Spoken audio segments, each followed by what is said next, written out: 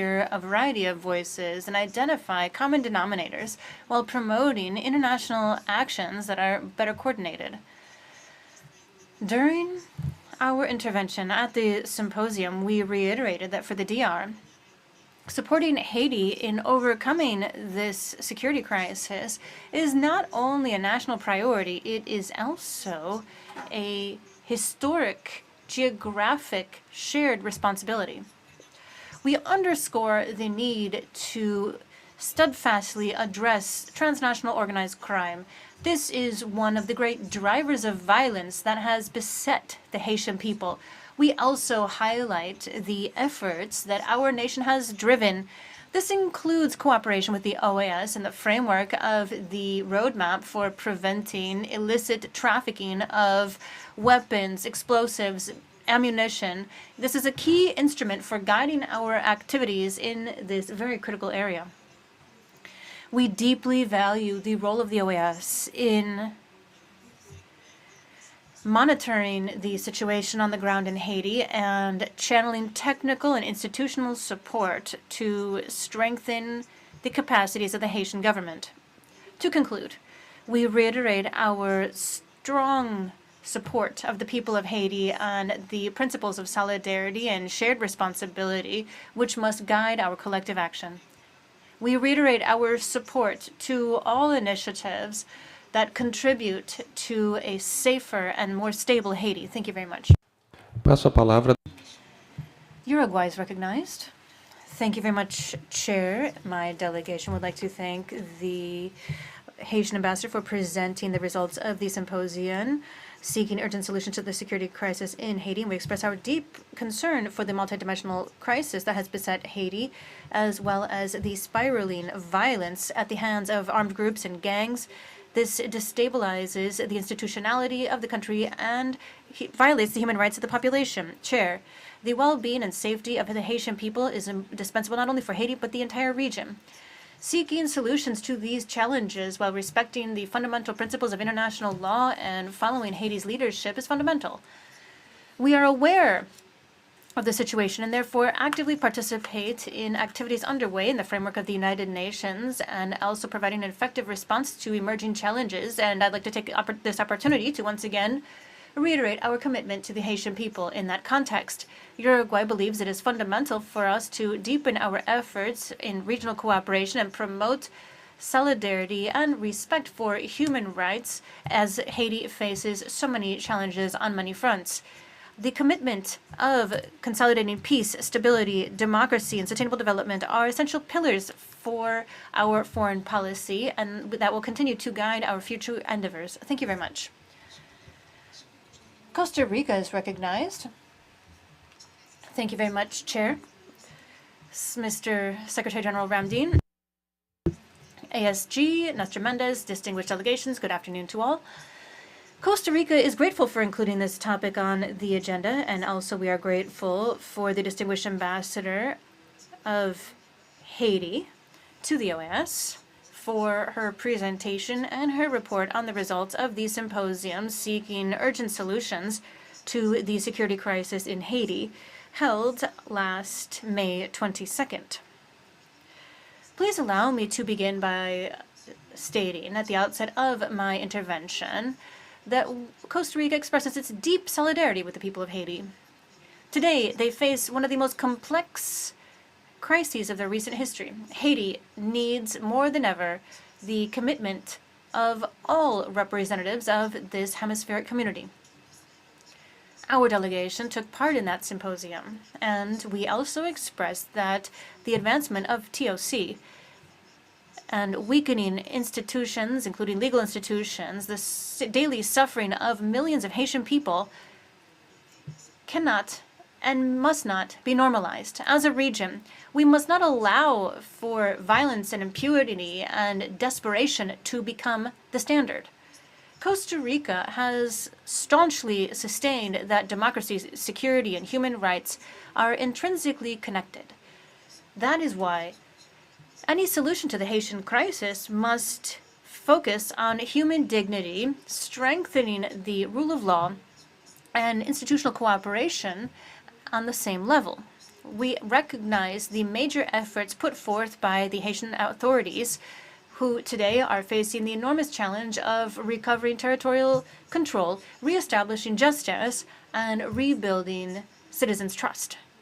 We also greatly value the efforts carried out in different areas of the General Secretariat of the OAS. That includes participation of member states in the group of volunteers for monitoring the situation in Haiti, and Costa Rica is a part of that. And we also note the interest expressed by the Secretary General Ramdin to place this situation as a priority of his mandate and to activate the group of friends of Haiti. This is to coordinate with other regional partners as we seek out urgent, sustainable solutions, coordinate our efforts, including those carried out from the bodies of the United Nations system, which is fundamental. As we stated at the symposium, from our perspective, we need to keep three fundamental elements in mind. One, regional cooperation must be effective. Fighting TOC, which moves beyond borders, requires shared intelligence, control, and traceability of weapons, fighting money laundering, and regional activities that are carried out hand in hand. In addition to noting the problem, we must also work coherently with political will. 2, institutional strengthening. We must support Haiti as it recovers its legal and security capacities. This must be carried out under strict adherence to human rights standards, and investing in information protection for operators of the justice system and technical support are key elements as part of this process. And finally, active participation from the people of Haiti. Any path toward peace and justice must have participation of Haitian society, and that includes women, young people, community leaders, and certainly also members of the diaspora.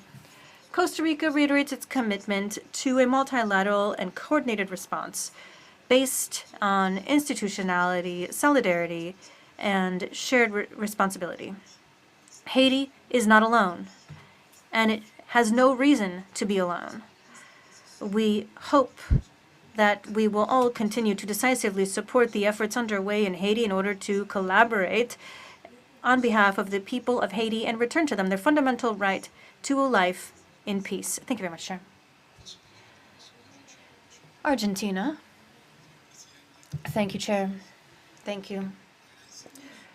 Thank you for including this topic on the order of business for the Permanent Council, and I'd like to take this opportunity, as this is my first intervention, to salute the presence of Secretary General Ramdin. Since I arrived in Washington, D.C., I have expressed on every occasion that Argentina expresses its extreme concern with the situation in Haiti. That is reflected in our request, which was adopted at the prior council, to be part of the working group on Haiti, and we have also actively participated in the seminar, the symposium that was described earlier. Chair, Haiti represents a multidimensional crisis with an extreme security crisis where the government forces have been waging an unequal battle with armed groups that comprise a true federation of gangs. Haiti is not just a Haitian crisis. It is not just a situation that leads to systematic human rights violations and forced migration. It also undermines regional stability. This federation of gangs has reached financial autonomy based on transnational organized crime through illicit trafficking of weapons, ammunition, drugs, and even organs, including kidnappings. The only thing we cannot do is normalize this crisis. Part of the relevance of the OAS is how we deal with the Haitian crisis and not try to take the place of the United Nations. Therefore, Secretary General Ramdin has been very clear when it comes to his commitment to this issue, and All countries of the inter-American system, in one way or another, have also expressed their will to collaborate with Haiti. But the security question seems to be indispensable, and we need to resolve this in order for any cooperation project in institutional strengthening, food security, or development to be possible. That is why I suggest that we rethink this idea of, on one hand, we have a working group on Haiti. On the other hand, we have the group of Friends of Haiti. In reality, they still have not shown themselves to be particularly effective. Maybe we need to avoid these repetitions and this inefficiency. Perhaps we need to build an institutional political platform led by the OAS, but that is inclusive and shoulders the responsibility of concretely and effectively moving forward with regard to the situation in Haiti, hand in hand with the Haitian authorities. Argentina is ready to be part of this political platform that is institutional and inclusive, and to take part in any forum or instance where we discuss the future of Haiti with the Haitian authorities. Thank you very much. I'll now give the floor to the observer delegation of France. Ambassador, please go ahead. Thank you very much, Chair. Dear colleagues, France would also like to salute the initiative of in organizing this symposium on security in Haiti and seeking solutions in the OAS. As I have already stated during the symposium, France is extremely concerned by the level of violence and insecurity in Port-au-Prince.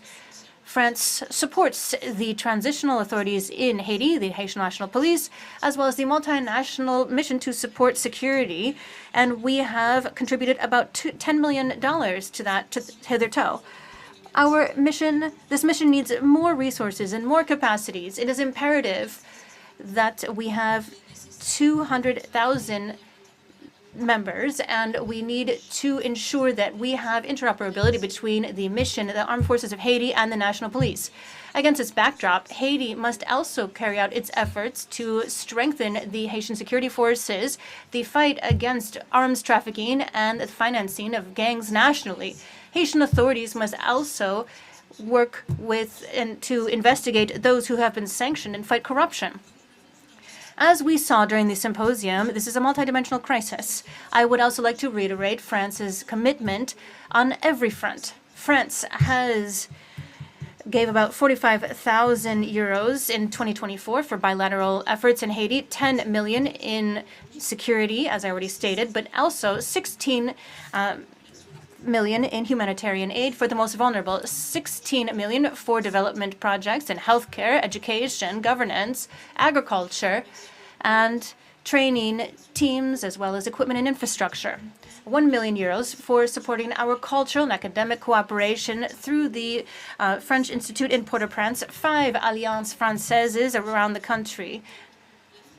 France continues to be committed to Haiti's future, and we are closely following any initiative that may be undertaken by the OAS in participating for resolving this crisis. Thank you very much. The observer mission of Italy is recognized. Thank you very much, Chair. General Albert Randin for his presence today at the Permanent Council, and we wish him all the best for the important task ahead of him as new leader of the OAS. We ensure the full cooperation of Italy for the success of his mandate. Queremos felicitar a la delegación y a la embajadora de Haití por la organización del simposio muy bien estructurado que vio la participación. The Secretary General and representative of the transitional authorities in Haiti and high-level members of the Department of State as well as the OAS. Without a doubt, this was a very effective appeal with regard to the very serious political, institutional, economic, social, and above all security situation that has beset the country. For some time now, and in the last several years, the situation has worsened, and after the murder of President Moise and the loss of control at the hands of armed criminal groups, which has also spread. And this is a threat not only to the institutions and infrastructure of Haiti, it is also a threat to the entire civilian population. It has unleashed a very serious humanitarian crisis that has been recognized many times by the United Nations, and we have taken note of the very serious state of the prison system as well as police facilities, many of which have now fallen under the control of the gangs. I don't want to conclude without mentioning a few points. Though they are transitional authorities, these authorities have a great influence on the expansion of the gangs and chaos. And from this perspective, this means that the fight against corruption is not only an issue of transparency and good governance or ethics in politics, it is, at least in the case of Haiti, an issue of national security. In a way, we have seen the referendum and general elections postponed, and we see the lack of confidence in the political process and institutions, and we also see fear of the gangs. Certainly, the conflict on the ground has led to a loss of control over territory and critical infrastructure, and in working to prevent the very serious and repeated human rights violations in Haiti, this is a fight that must be carried out in order to ensure that there is no impunity, that there is justice for the victims as well. And we salute Kenya for its leadership, as well as other countries that have made contributions to the multinational mission to support security in Haiti, both during the symposium as well as on other occasions. We have seen the very important role of the OAS. This is outstanding, and we expect that at the GA, we will be closely watching the areas where the organization can work effectively and viably. Thank you very much. Não havendo I see no further requests for the floor, and therefore I suggest that the Permanent Council take note of the presentation by the Haitian delegation, as well as the interventions from the delegations. If there is no objection, it is hereby adopted.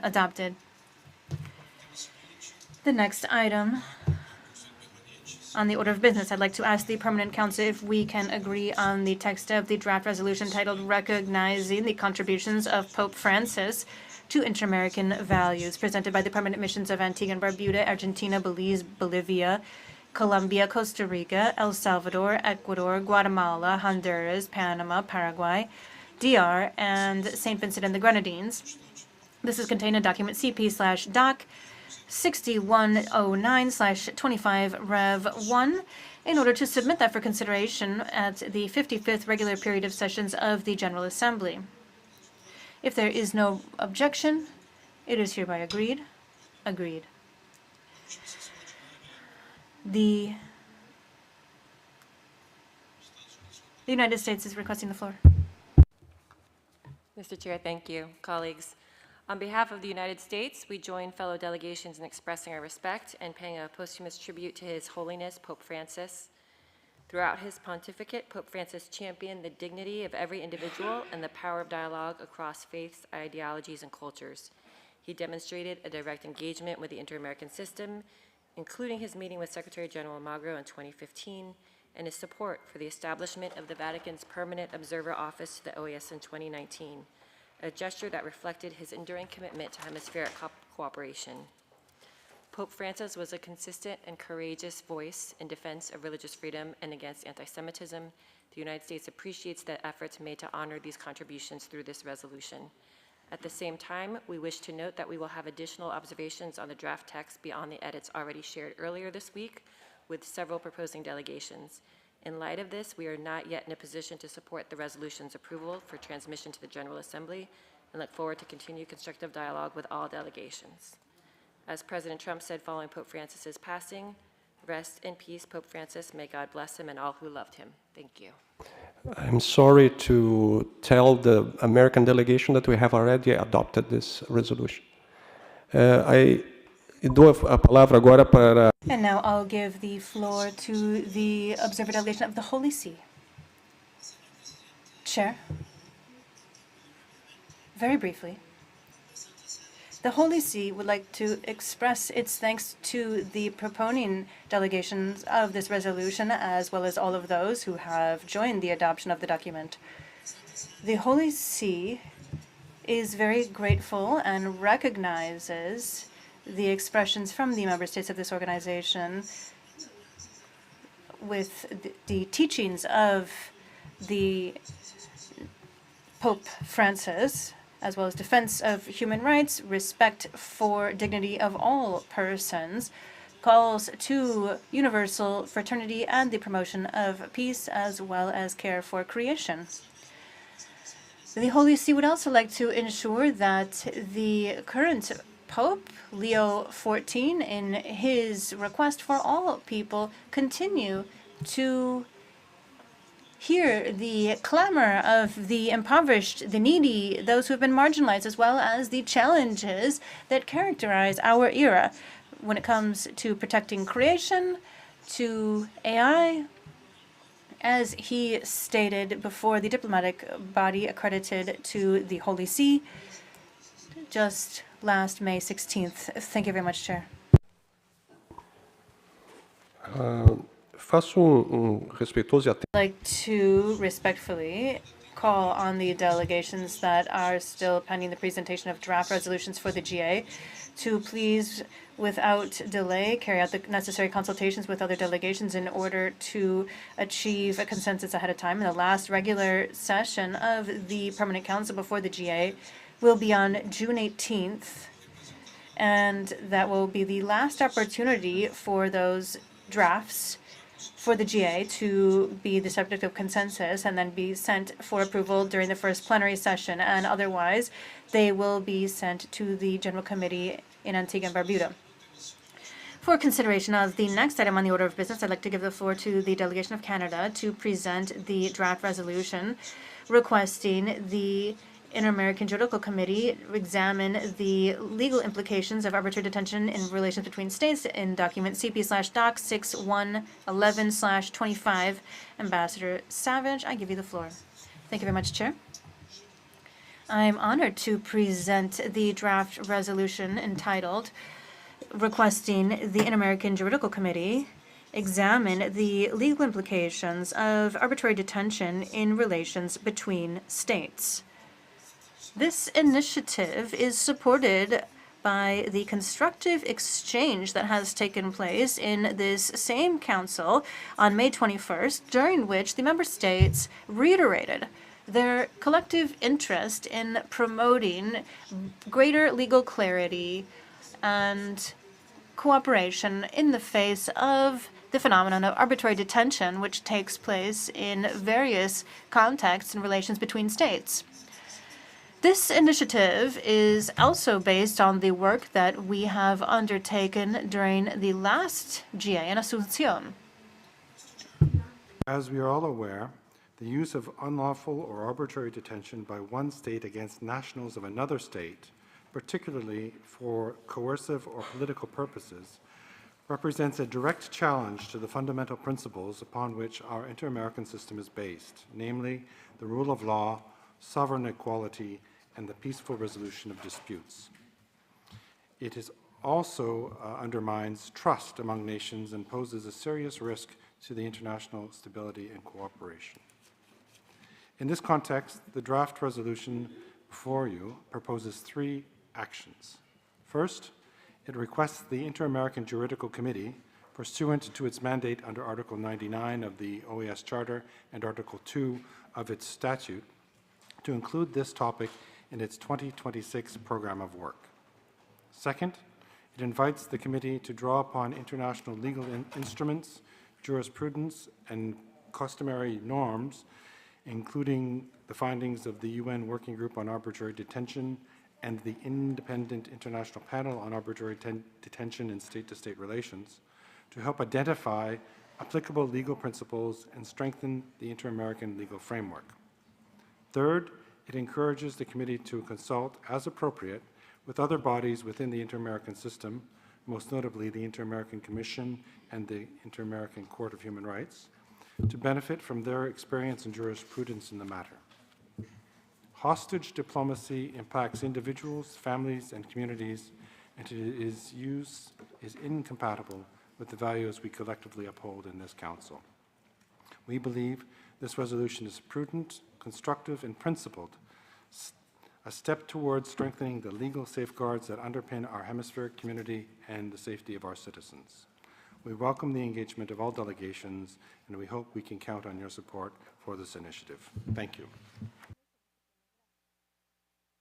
A seguir, ofereço a palavra às delegações. I'd like to offer any delegations that wish to speak to this item on our agenda, and I give the floor to Argentina. Ambassador, you have the floor.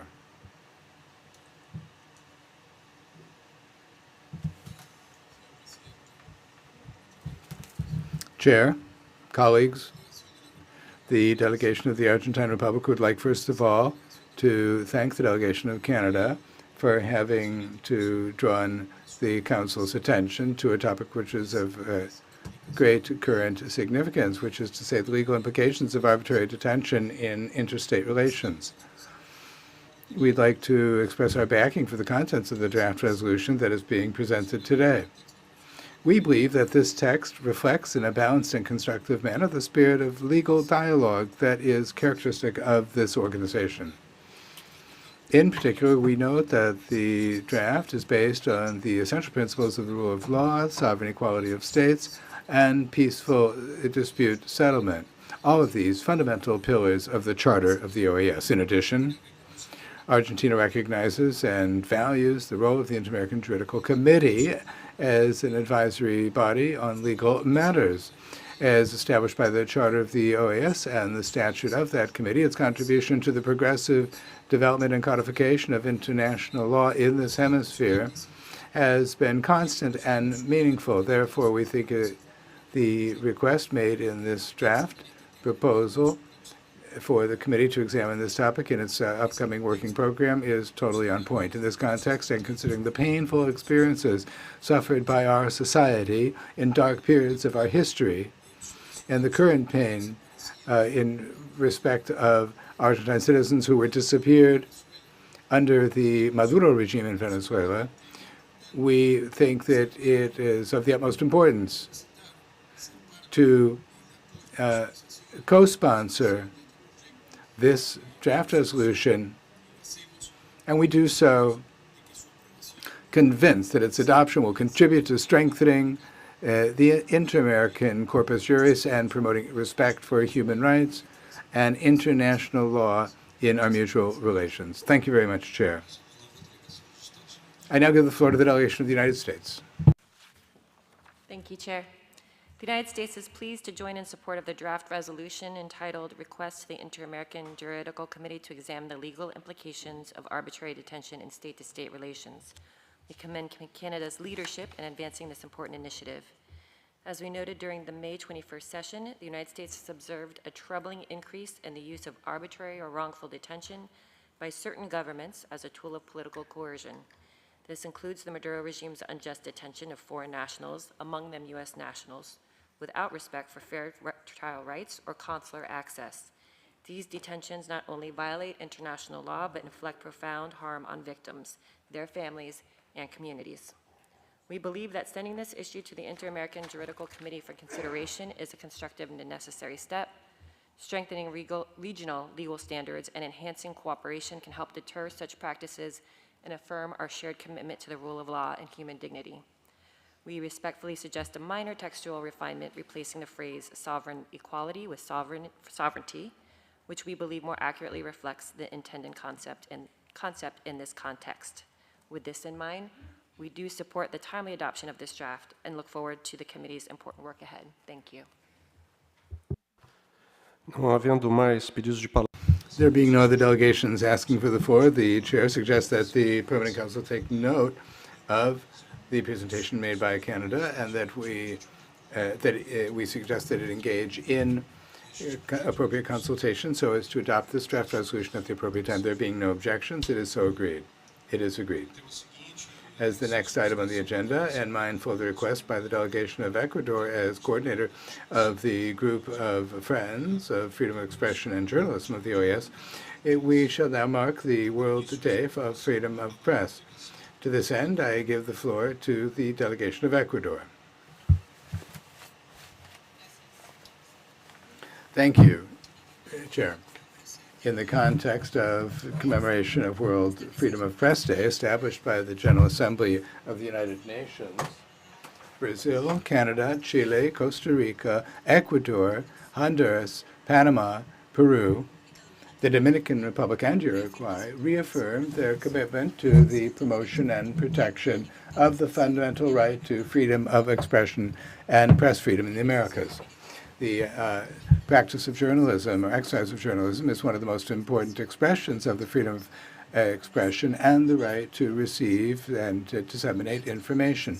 In a context in which societies face ever more dynamic and complex challenges, the work of journalists is an essential pillar for the adequate operation of democracies and for strengthening deliberative processes. For this reason, marking World Freedom of Press Day expresses the profound recognition for journalists and other media workers, including digital media, that inform, distribute contents, interact with their audiences in the Americas. They, with great dedication and valor, play a crucial role in defending human rights and in building free, fair, and well-informed societies, free from the phenomenon of disinformation. Despite the gains made in several countries of the region, press freedom continues facing major challenges. Of particular concern are assassinations and serious attacks against journalists. These are acts that not only threaten the life and integrity of the victims, they also undermine the fundamental right of society to seek, receive, and disseminate information and ideas freely and peacefully. To these are added other forms of pressure such as stigmatization, harassment, and digital attacks, among other practices which make it difficult to fully and safely exercise journalism. It is essential that all journalists, as well as media outlets, have guarantees for protection and independence as necessary to perform their role without any fear of reprisals. In this context, we make an appeal to urgently reinforce the initiatives for prevention, protection, and justice at the same time as we reiterate the importance of redoubling efforts to fight impunity in the case of crimes against the press and to promote a plural, free, independent, and responsible press. In this context, it is fundamental to guarantee an informational ecosystem that is public, safe, open, robust, and to facilitate to citizens and the international community access to and dissemination of information about relevant events. Finally, and taking advantage of this opportunity, we make special mention of the urgent need to reflect upon and to address together the social and political challenges posed by propaganda and deliberate disinformation, which pose a considerable risk to the quality of public debate and the right of citizens to access and disseminate reliable information. For this reason, it is fundamental that we promote a safe information ecosystem by strengthening journalistic methods and by adhering to the highest ethical standards in producing information in order to ensure that the population receives and gains access to verified information that is reliable and objective. We also want to promote media literacy and informational literacy as an essential pillar for protecting democracy, strengthening citizen capabilities to identify and distinguish true information from other information. We reiterate our commitment to promote and protect human rights in the region, highlighting the crucial importance of having a free, plural, and independent press as a fundamental basis for the functioning of a democratic society and for strengthening the institutions of the rule of law in keeping with emerging principles and the challenges of the new technology. Similarly, we express our recognition for the Office of the Special Rapporteur for Freedom of Expression of the American Commission on Human Rights, whose expert and independent and impartial work monitoring, defending, and promoting the freedom of expression and freedom of the press is essential for strengthening and full democracy and full exercise of democracy in the region. We'll continue backing regional efforts aimed at guaranteeing journalism, freedom of expression, and the right to, or seeking to shore up these rights in the Americas. Thank you very much. I now offer the floor to any delegations that wish to speak to this commemoration. I now recognize the delegation of Mexico. Thank you, Chair. Mexico, as a member of the group of Friends of Freedom of Expression and Journalism, is grateful for including the commemoration of the World Day for Freedom of the Press on today's agenda. And we recognize that it is fundamental for the exercise of democracy and for promoting and protecting human rights in our region. The integrity and plurality of information should be at the center of freedom of expression in democratic regimes. Freedom of expression is one of the human rights recognized in several international instruments to which Mexico is a party, such as the Universal Declaration of Human Rights and the International Covenant on Civil and Political Rights, both in the UN sphere and in the Inter-American system, the American Convention on Human Rights, the American Declaration of the Rights and Duties of Man, and the Declaration of Principles on Freedom of Expression. Articles 6 and 7 of the Mexican Constitution guarantee the right to freedom of thought and expression, which implies the freedom to seek out, receive, and disseminate ideas, opinions, information by various media with no prior censorship or improper restrictions. It also provides for the obligation to protect those rights, for the work of journalists is fundamental for building democracy on the basis of transparency, diversity of opinions, and promotion of dialogue. In this regard, the law for the protection of human rights defenders and journalists in Mexico led to the creation of the mechanism of protection, which reflects the commitment to safeguarding journalists and human rights defenders in contexts in which they're at risk. As of February of this year, the mechanism had incorporated 2,009 persons, including 688 journalists. In the context of this commemoration, my delegation reiterates Mexico's commitment to a hemispheric agenda in favor of the right to freedom of thought and expression. We welcome the presence of the rapporteur, Pedro Vaca, here this afternoon. Thank you, Chair. I now give the floor to the delegation of Colombia. Thank you, Chair. First of all, allow me to thank the delegation of Ecuador and the group of Friends of Freedom of Expression and Press Freedom for seeking inclusion of this commemoration in today's agenda. Colombia joins this commemoration with a clear and firm message. Freedom of expression and press freedom are fundamental rights and essential pillars of any living and participatory democracy. We recognize that stigmatization, violence, and intimidation against journalists not only violate their ability to do their work, but they also erode the public debate, weaken the rule of law, and threaten the healthy democracies in our societies. Therefore, Colombia has assumed a clear commitment to protect those who are engaged in journalism and to guarantee a safe setting for the expression of ideas. We were the first country of the region to adopt a presidential directive that orders public servants to refrain from making pronouncements that stigmatize journalists, human rights defenders, and media outlets. This measure seeks to strengthen a plural public debate that is diverse and respectful as the basis for a solid democracy. Yet we also recognize contemporary challenges, disinformation, fake news, and digital gaps which impede equitable access to information. These phenomena not only distort the truth, they also give rise to uncertainty and polarization. Today we are facing a new threat. Algorithms which on digital platforms through opaque recommendation systems prioritize content not because of their veracity or democratic value, but rather for their ability to generate polarization and division. This logic, oftentimes invisible, can amplify disinformation, silence critical voices, and manipulate public opinion. That is why Colombia is working to close the technological and educational gaps and makes an appeal to the international community to continue moving towards digital governance that would guarantee access to true plural information free from any manipulation. In addition, we reaffirm our commitment to equitable access to information, the bridging of digital divides, and the promotion of a diverse, open, independent, and safe media ecosystem.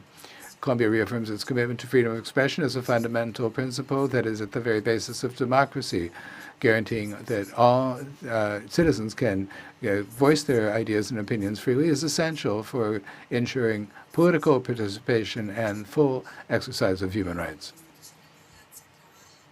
From our institutions, we work to protect journalists and human rights defenders who play a crucial role in building a well-informed and democratic society.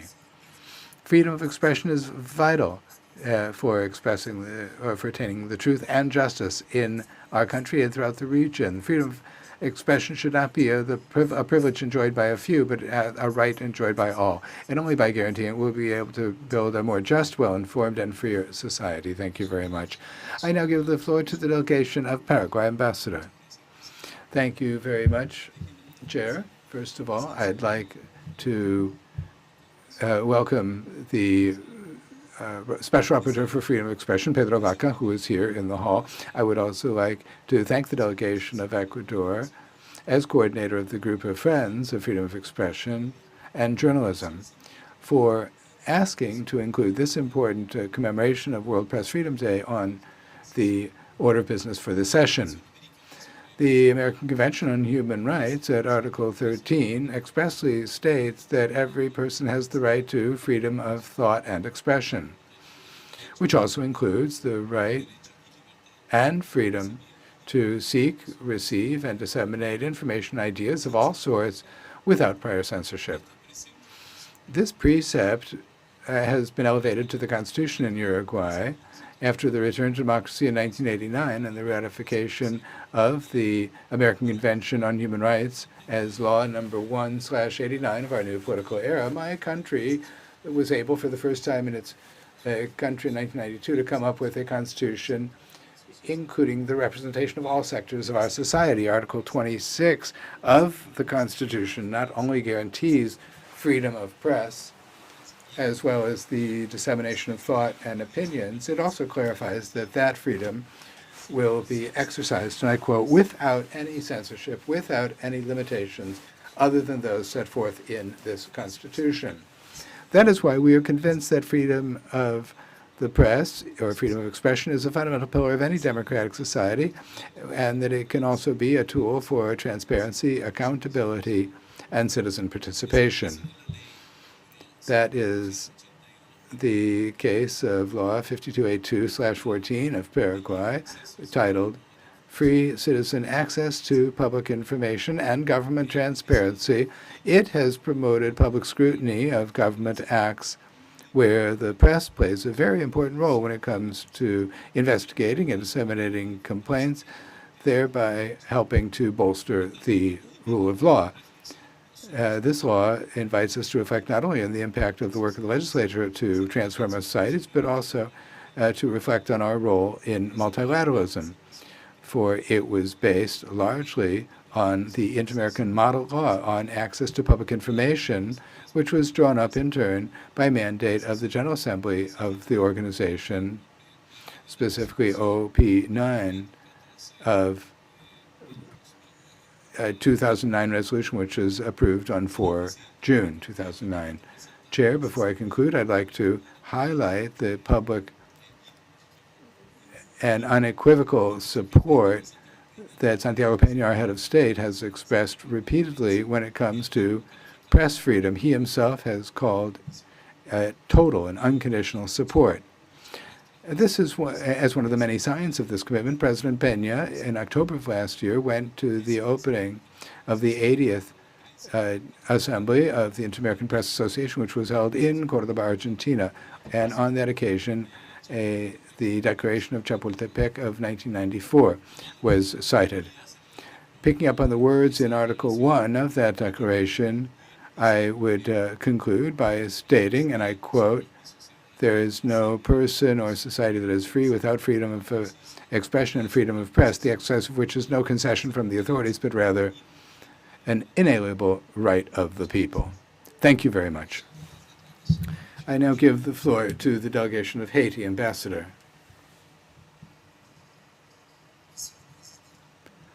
Chair, my delegation congratulates you for including this item on today's order of business. In effect, today we are marking or commemorating at the OAS the World Press Freedom Day, without which no democracy can survive, nor civil liberties, nor rule of law. This commemoration allows us to look at the situation of press freedom in our region. It is also a day that reminds us as members of the importance we must accord to respect for commitments made to press freedom, which assures the free circulation of information, accountability of governments and other organizations. Freedom of expression is a principle enshrined in the 1987 Constitution of Haiti, which cites journalists may carry out their profession freely within the framework of the law.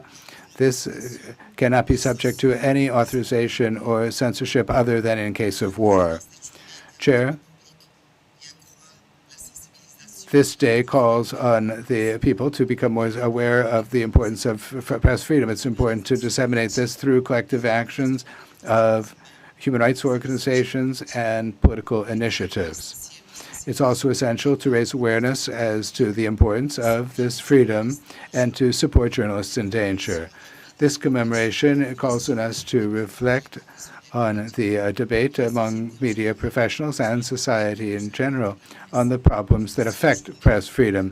It is also a day in which we remember the press workers who have been victims as a result of exercising their profession. The Committee for the Protection of Journalists has counted more than 2,300 deaths of journalists since 1992.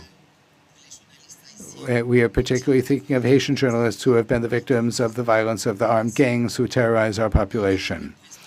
Freedom of the press cannot exist if there's a reign of fear.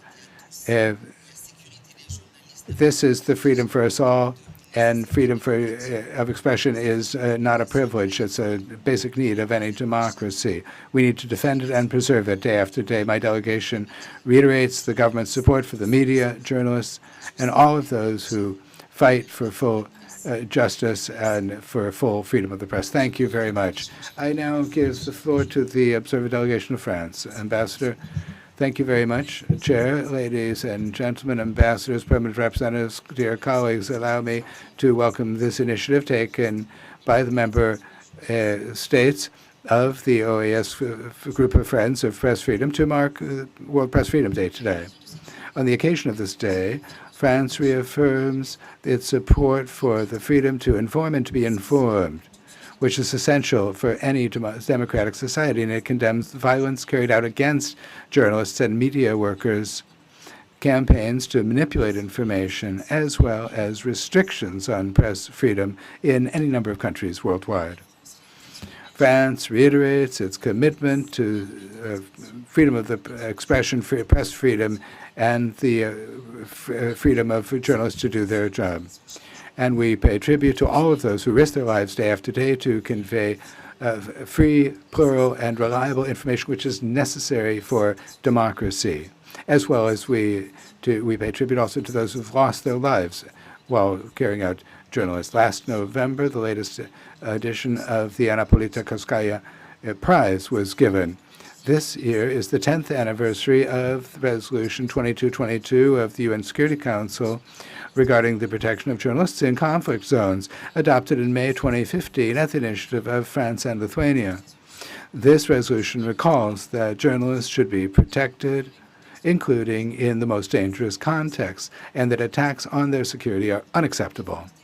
France deplores the increasing number of journalists who have been killed or wounded while doing their work. Journalists are protected by international humanitarian law, just like all civilians.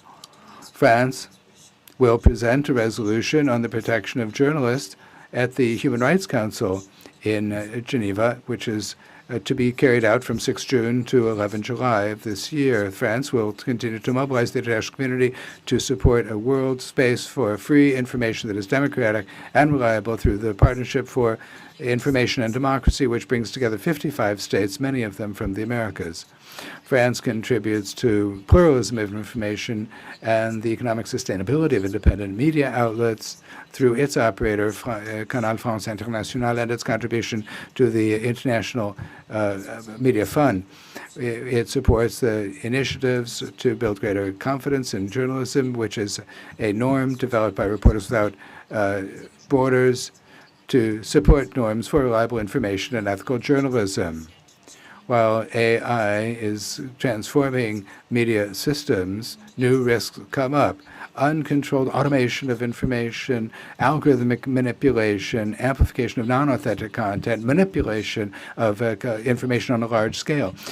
France is mobilizing to build a international governance of AI to make sure that it is respectful of human rights. It has supported the adoption in 2024 at the Council of Europe of the Framework Convention on Artificial Intelligence and Human Rights, Democracy, and the Rule of Law. And that is also the gist of the resolution adopted in May of 2025 in the context of another international forum. In light of artificial intelligence and in light of Resolution 2222, France says that informing is not a crime, but it is a public good that must be protected. Thank you very much. There being no other requests for the floor, the chair suggests that the Permanent Council take note of the joint statement read out by the Declaration of Ecuador, as well as the presentations that have been made, which will be reflected in the minutes of this session. There being no objections, it is so agreed. Agreed. As the next topic, and mindful of the request by the delegation of Canada as chair of the LGBTI plus core group of the OAS, I offer the floor to the delegation of Canada to read out the joint declaration of Bolivia, Brazil, Canada, Chile, Colombia, Costa Rica, Mexico, and Uruguay on occasion of the International Day Against Homophobia and Transphobia. Ambassador, you have the floor. Thank you, Chair. We join the international community to underscore the International Day Against Homophobia, Biphobia, Interphobia, and Transphobia,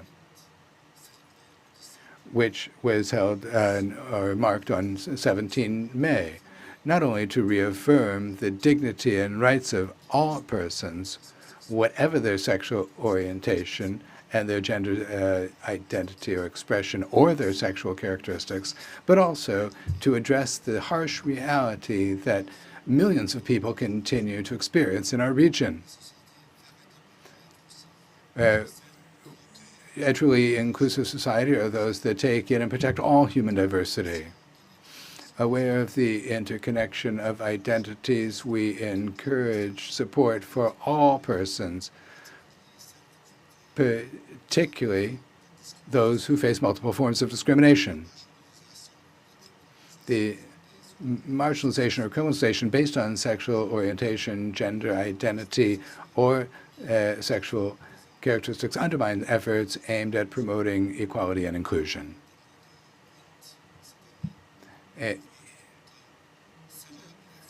We celebrate the strength and resilience of the LGBTI plus community.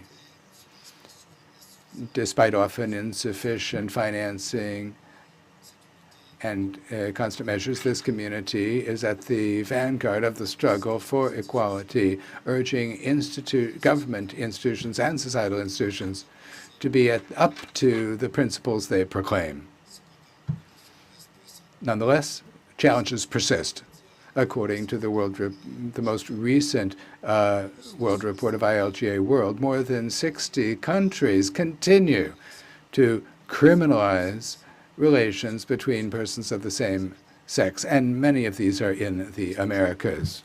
According to the Trans Murder Monitoring Project, a global initiative of Transgender Europe, TGEU, between October 2023 and September 2024, at least 350 trans and gender diverse individuals were murdered worldwide, with the majority of these cases occurring in our hemisphere.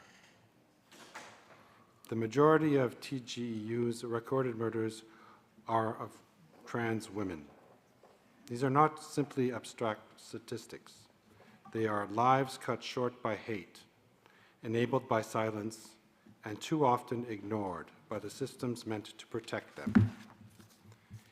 In its 2024 annual report, the Inter-American Commission on Human Rights documented pockets of progress against discrimination and violence based on sexual orientation, gender identity, gender expression, and sex characteristics. At the same time, it raised the alarm on the fact that LGBTI persons remain highly vulnerable to discrimination and prejudice-motivated violence, as there remains a continued pattern of violence and discrimination targeting them. In this regard, the IACHR documents an increase in hate speech, misinformation, and public narratives that question the legitimacy of the rights of LGBTI persons. It also highlights a weakening of legal frameworks, public policies, and institutional mechanisms designed to prevent discrimination and violence. These trends have continued to arise in violence and with particular impact on LGBTI individuals and communities.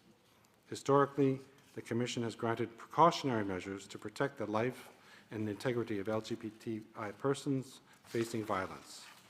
77 precautionary measures were issued in 2024, reaching over 7,400 individuals and communities, including human rights defenders working on LGBTI+ issues.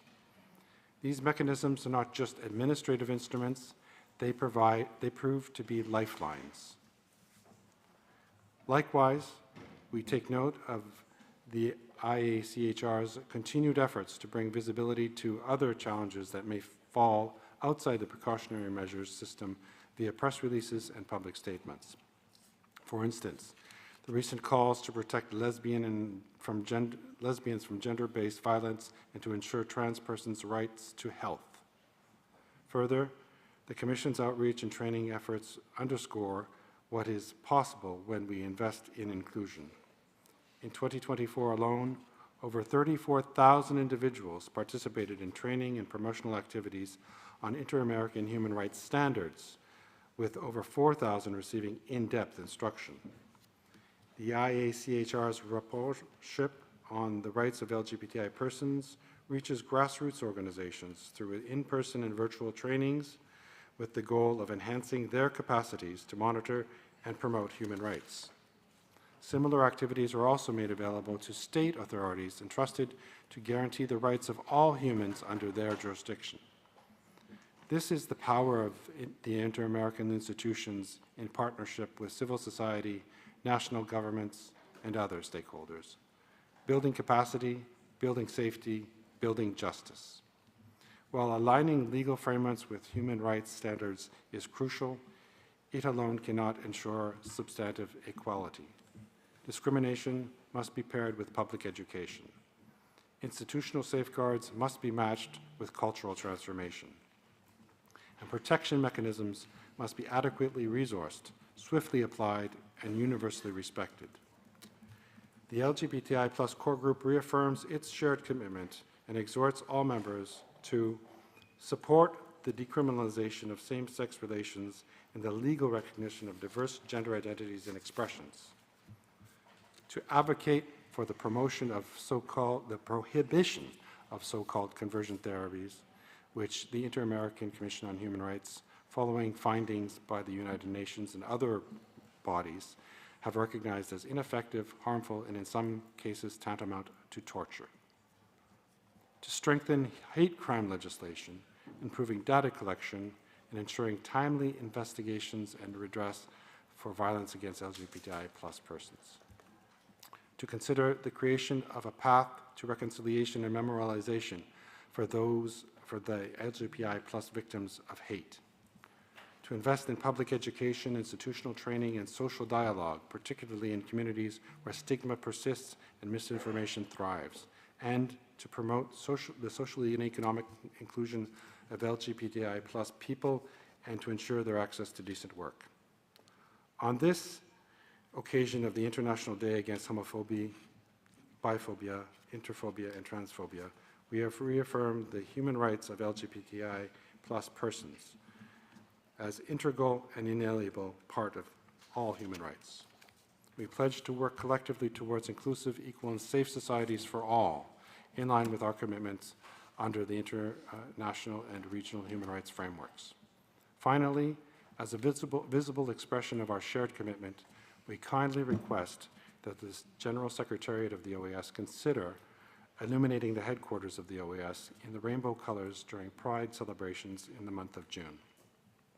This symbolic gesture would be a declaration that the Inter-American system stands for inclusion, equity, and the fundamental rights of all people. Thank you, Mr. Chair. I'll now give the floor to the delegations that would like to intervene on this topic. I don't see any requests for the floor, and so I suggest that the Permanent Council, Spain.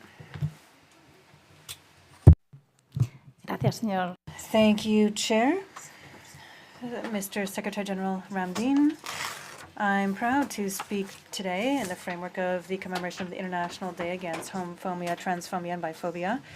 I would like to thank you for incorporating this commemoration in today's order of business. Particularly, I would like to salute the Spanish delegation visiting the OAS, led by the Director for Real and Effective Equality for LGBT persons from the Spanish government, with institutional representatives and activists from civil society. Welcome to all.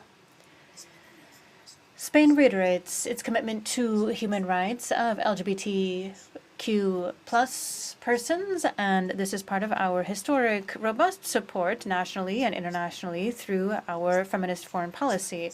Spain is also carrying out its own commemoration, as in 2005 we adopted the equal marriage law, which was defended in Parliament, and we were therefore at the vanguard of recognizing full marriage rights, and we then legislated at the same time as Canada. In 2007, Spain legislated the law on changing gender for transsexual persons, and we adopted a law for real and effective equality for trans persons. And for me, it's a great source of pride to share with all of you that in 2024, Spain was number 4 in Europe in legal and political environments favorable to LGBTQ plus persons. Similarly, we are delighted that Spain is the co-chair of the Coalition for Equal Rights alongside Colombia for 2025 to 2026. This is the main international partnership of a PPP for defending and promoting the laws of LGBTQ plus persons. Finally, I would like to share with all of you that Spain has been working through Tourist España to promote inclusive tourism and diversity, and we see Barcelona as the capital of World Pride for 2030. We are committed to continuing to collaborate with international partners, such as in this multilateral space of the OAS, particularly with member states of the LGBTQ group at OAS, to promote diversity, fight all forms of discrimination, and develop inclusive laws worldwide. With regard to our cooperation with the OAS on diversity, I would like to note the program on universalization in the Americas with a focus on transsexual persons. We are aware that there are still significant challenges ahead, such as rising hate speech and disinformation, discrimination, and the criminalization of sexual relations between consenting persons of the same sex in over 60 countries worldwide, without forgetting the specific violence toward trans and intersex individuals. That is why we greatly value safe spaces such as the OAS. This allows us to shed light on progress and also invites us to continue working for equality. Thank you very much, Chair. Passo a palavra à delegação observadora da França. France is recognized. Thank you very much, Chair. Very briefly, Chair, I would like to also salute the initiative undertaken by member states from the LGBTQ plus group at the OAS to commemorate today at the organization as the International Day Against Homophobia and Transphobia. France reminds us all of the urgency of working worldwide against discrimination, persecution, and violence, which continues to target LGBTQ+ persons. We reiterate our call for universal decriminalization of homosexuality and full respect for fundamental freedoms for all individuals, including LGBTQ+ persons. Human rights, particularly the right to respect for private life and the right to live free of discrimination, are universal. They should benefit everyone, everywhere. We are a pioneer in defending and promoting the rights of LGBTQ+ individuals, and we have named an ambassador to share this message with states of the EU or international organizations and civil society. We created a specific fund to support human rights defenders and support LGBTQ+ persons in danger. In an international context, we are far too often forced to address the fact that more than ever, LGBTQ+ persons must be a priority in human rights. And this includes in bilateral and multilateral relations where France defends their rights under universal human rights. In Europe, we are financing a project with the Inter-American Commission on Human Rights to promote respect for the rights of LGBTQ+ persons and to fight against violence and discrimination. We are also active within the United Nations, the UN LGBTQI+ core group, and in the Equal Rights Coalition. We will support the European Commission in updating its strategy for the rights of LGBTQ+ persons to focus on the fight against harassment and violence, including online, and a full ban on conversion therapy. We have been able to renew that in July 2025 at the Human Rights Council to work against violence and discrimination for their gender identity or sexual orientation. And finally, we salute the efforts by the UN in 2024 and an interagency effort along this line. Thank you very much. I suggest that the Permanent Council take note of the declaration from the Declaration of Canada, as well as the delegations that have taken the floor, and I don't see any objections, so it is hereby adopted. The next topic, I would like to ask the Permanent Council if we can adopt the draft resolution, invitations to civil society organizations, workers, the private sector, and other social stakeholders for the 55th regular period of sessions of the General Assembly, which require authorization by this Council pursuant to the provisions of Articles 9, paragraphs C and D, and Article 10 of the Rules of Procedure of the General Assembly. This draft is included in CP Doc 6099/25 Add 1. I don't see any objections. It is hereby adopted. I'll give the floor to Argentina. Ambassador. Thank you, Chair.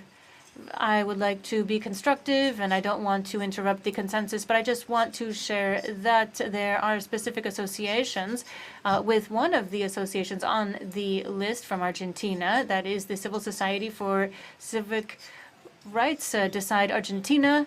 The note was sent to the Secretariat of the Council, and therefore we request that this group be included in the minutes of this council. Thank you very much. Thank you very much. We do note the intervention from Argentina. This will be noted in the minutes, and we will include that note as a footnote. I don't see any objections, and therefore it is adopted. For the consideration of the next items submitted by the CAP, I would like to first of all act if we can give an exemption to the prohibition established in Article 21B(6) in the Rules of Procedure for the operations of the General Secretariat with employees Lacelia Prince, Yolande Smith, Francisco Lainez, and Kendall Belisle, nominated by Secretary General Ralboj Ramdin to hold trust positions in order for them to work in the office of the ASG until the completion of the mandate by Ambassador Nestor Mendez, and that will be effective from the moment that the Secretary General concludes the services of these employees stemming from the conclusion of the Ambassador Nestor Mendez. If there are no objections, it is hereby adopted. Now, I would like to ask if we can adopt the proposal terms of reference for a tender related to the health insurance plan for 2026 agreed by the CAP and contained in document CP CAP 4098/25. I don't see any objections. It is hereby adopted. The next item on the agenda, I'd like to ask if the Permanent Council can adopt 2384 from the regular session held on July 13th, 2022. I don't see any objections. It is hereby adopted. And so now we have concluded the order of business for this session. And as always, I would like to give the floor to any delegations that would like to refer to other informative items. I don't see any requests. El Salvador, please. Thank you very much, Chair. I would like to take the floor very briefly to invite you to the presentation on the book by Jose Gustavo Guerrero in the Colon Library next Monday at 1 p.m., which is a collection of diplomacy in El Salvador and the IAJC, and this author was recognized by this council, and so we hope to see you there and see you take part as we promote our culture and gastronomy from the Foreign Ministry. Thank you very much. We hope to see you there. United States is recognized. Thank you. We respectfully reserve the right to footnote the recognition of the contributions of Pope Francis to inter-American values. And that is all for me today. Thank you very much, Chair. Não havendo mais pedidos de palavra. I don't see any further requests for the floor, and I would just like to remind you that we will be beginning in just a couple of minutes the special session of the council regarding the oceans, and we will just take a few minutes for the necessary technical adjustments, but just 2 or 3 minutes. I don't see any further requests for the floor. Thank you, everyone, for taking part in this session. We are adjourned.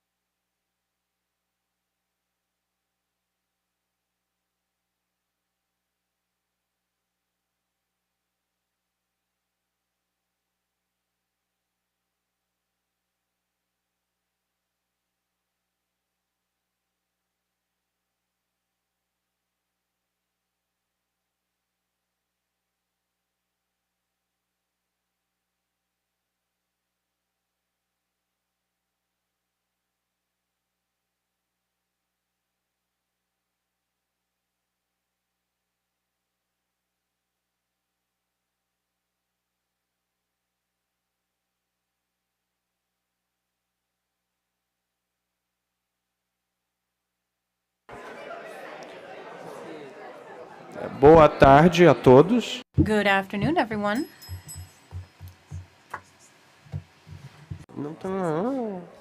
Boa tarde a todos. Good afternoon, ladies and gentlemen. Tenho a honra I am honored to declare open this special session of the OAS Permanent Council, convened pursuant to the mandate established by Resolution 3030 of the General Assembly and I would like to ask everyone to please take their seats. This is pursuant to the Resolution 33 of the GA with the aim of promoting an exchange of perspectives to strengthen coordination and regional cooperation as well as international cooperation in the area of ocean governance with a focus on conservation and sustainable use of marine biodiversity in areas outside of national jurisdiction pursuant to the draft order of business document CP/OD 2553/25. Which, pursuant to the provisions of Article 43 of the Rules of Procedure, I'm submitting for consideration by the Permanent Council, and I don't see any objections, so we will consider this hereby approved. Before we continue, I'd like to express my gratitude to the Permanent Missions of Mexico and the Dominican Republic, as well as the Department of International Law at the OAS for the efforts undertaken to hold this special session. I would also like to recognize and thank our illustrious panelists who are invited to present virtually. And on behalf of the Permanent Council, I'd like to give you a warm welcome. Following our order of business, we will now address item 2, where we will hear presentations from specialists to begin an exchange of points of view. The aim, of course, is to strengthen regional and international cooperation and coordination in the area of ocean governance with a focus on conservation and sustainable use of biodiversity in marine areas outside of national jurisdiction. Before we continue, I'd like to ask that our panelists please respect the time frames for their presentations, which are limited to 10 minutes, and we are very thankful for your collaboration. To begin, I would like to give the floor to Dr. Julio Jose Rojas Baez, the Vice Chair of the Inter-American Juridical Committee. Dr. Rojas Baez, welcome, and I give you the floor.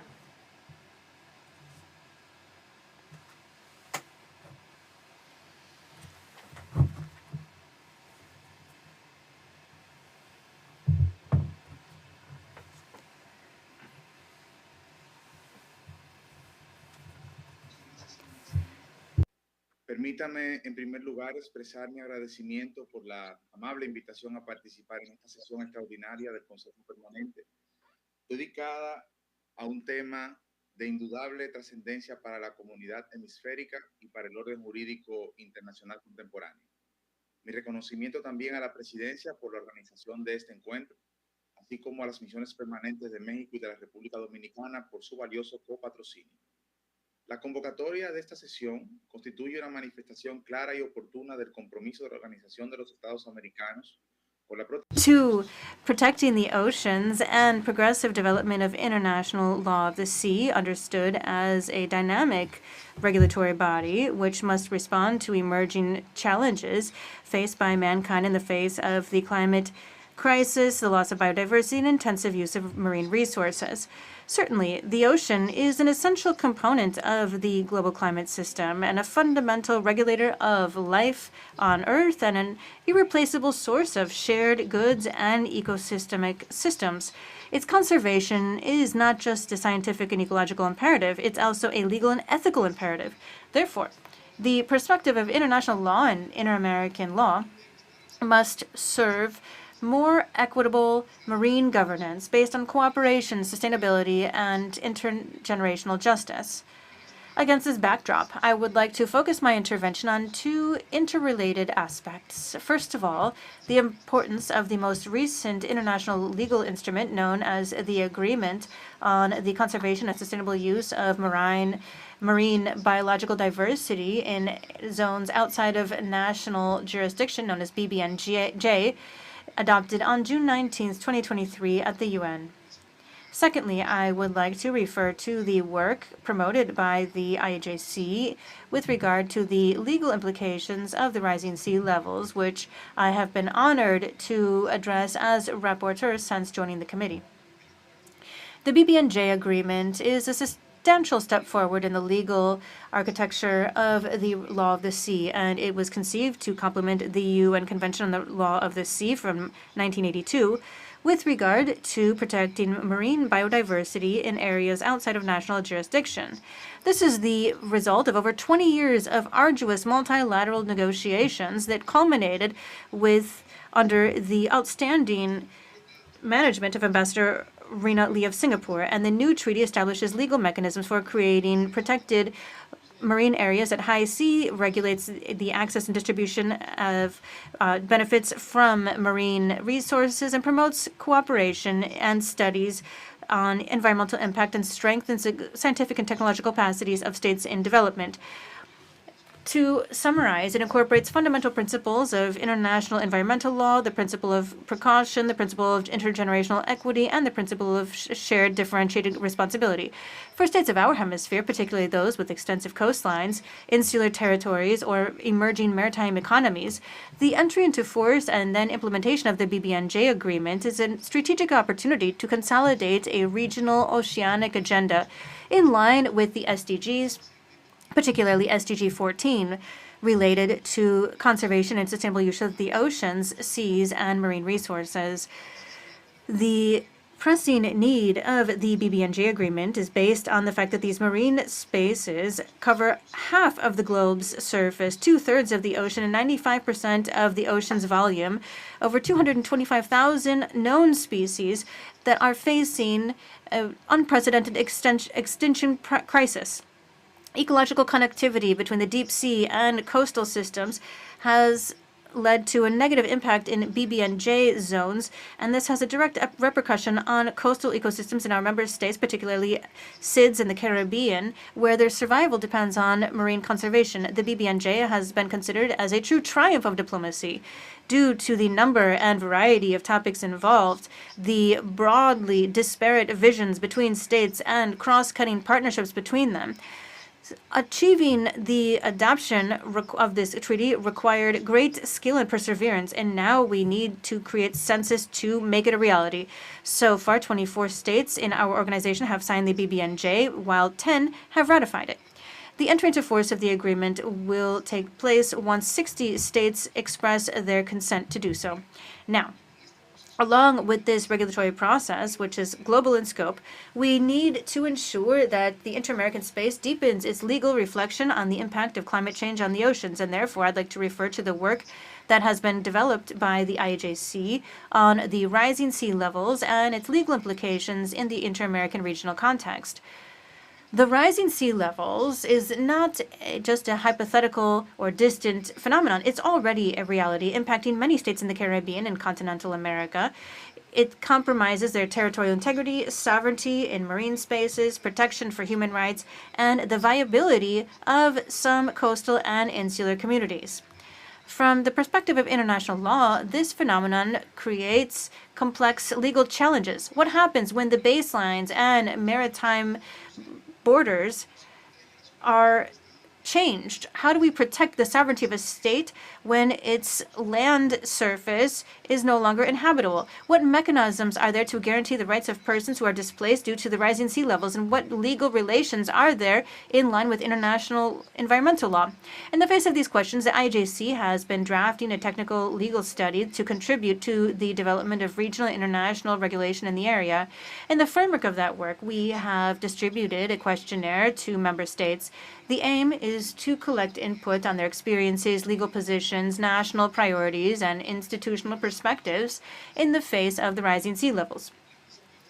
The responses of member states have allowed us to adjust our approach in our region, and based on our applicable legal framework, based on our own realities. I'd like to take this opportunity to respectfully invite member states who have not yet done so to submit their responses to the questionnaire, as your contribution is essential for the committee to continue to draft recommendations that are well-founded and useful to reflect the legal wealth of our hemisphere as well as the urgency of the topic.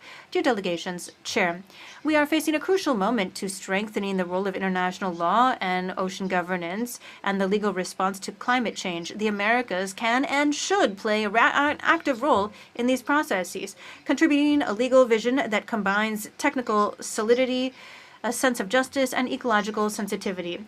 The oceans bring us together as Americans, and they have become a symbol of our ability to cooperate in the framework of our organization and the legacy of our commitment to sustainability and climate justice. Once again, thank you very much for the opportunity to take part in today's session, and I reiterate my commitment as member of the IAJC to continuing to contributing to this collective effort for law, institutional cooperation, and constructive legal dialogue. Thank you very much, Chair. Muito obrigado, senhor. Thank you very much, Mr. Rojas Baez. We'll now give the floor to Dr. Alexander Turo, a professor from the Sao Paulo Geographical Institute. Welcome, and I give you the floor.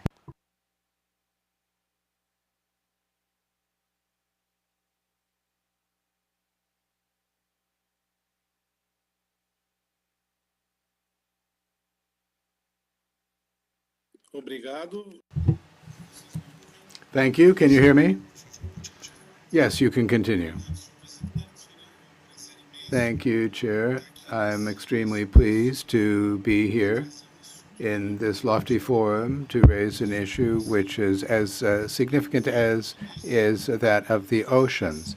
I would note first that France, well, next week will be holding the UN Conference on Oceans, the third UN Conference on Oceans, and this will bring reflections that are very much in line with the issue that we are now taking up, which is the BBNJ, biodiversity beyond national jurisdictions.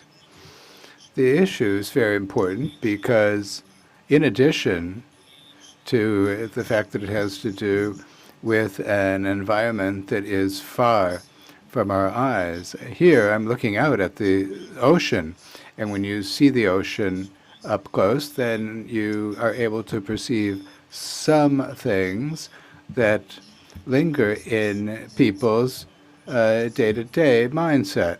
But when you are referring to a, geographically speaking, very far-off region, that reflection becomes a bit ethereal, a bit difficult to translate into the language of the common citizens who we represent in those multilateral forums. In this regard,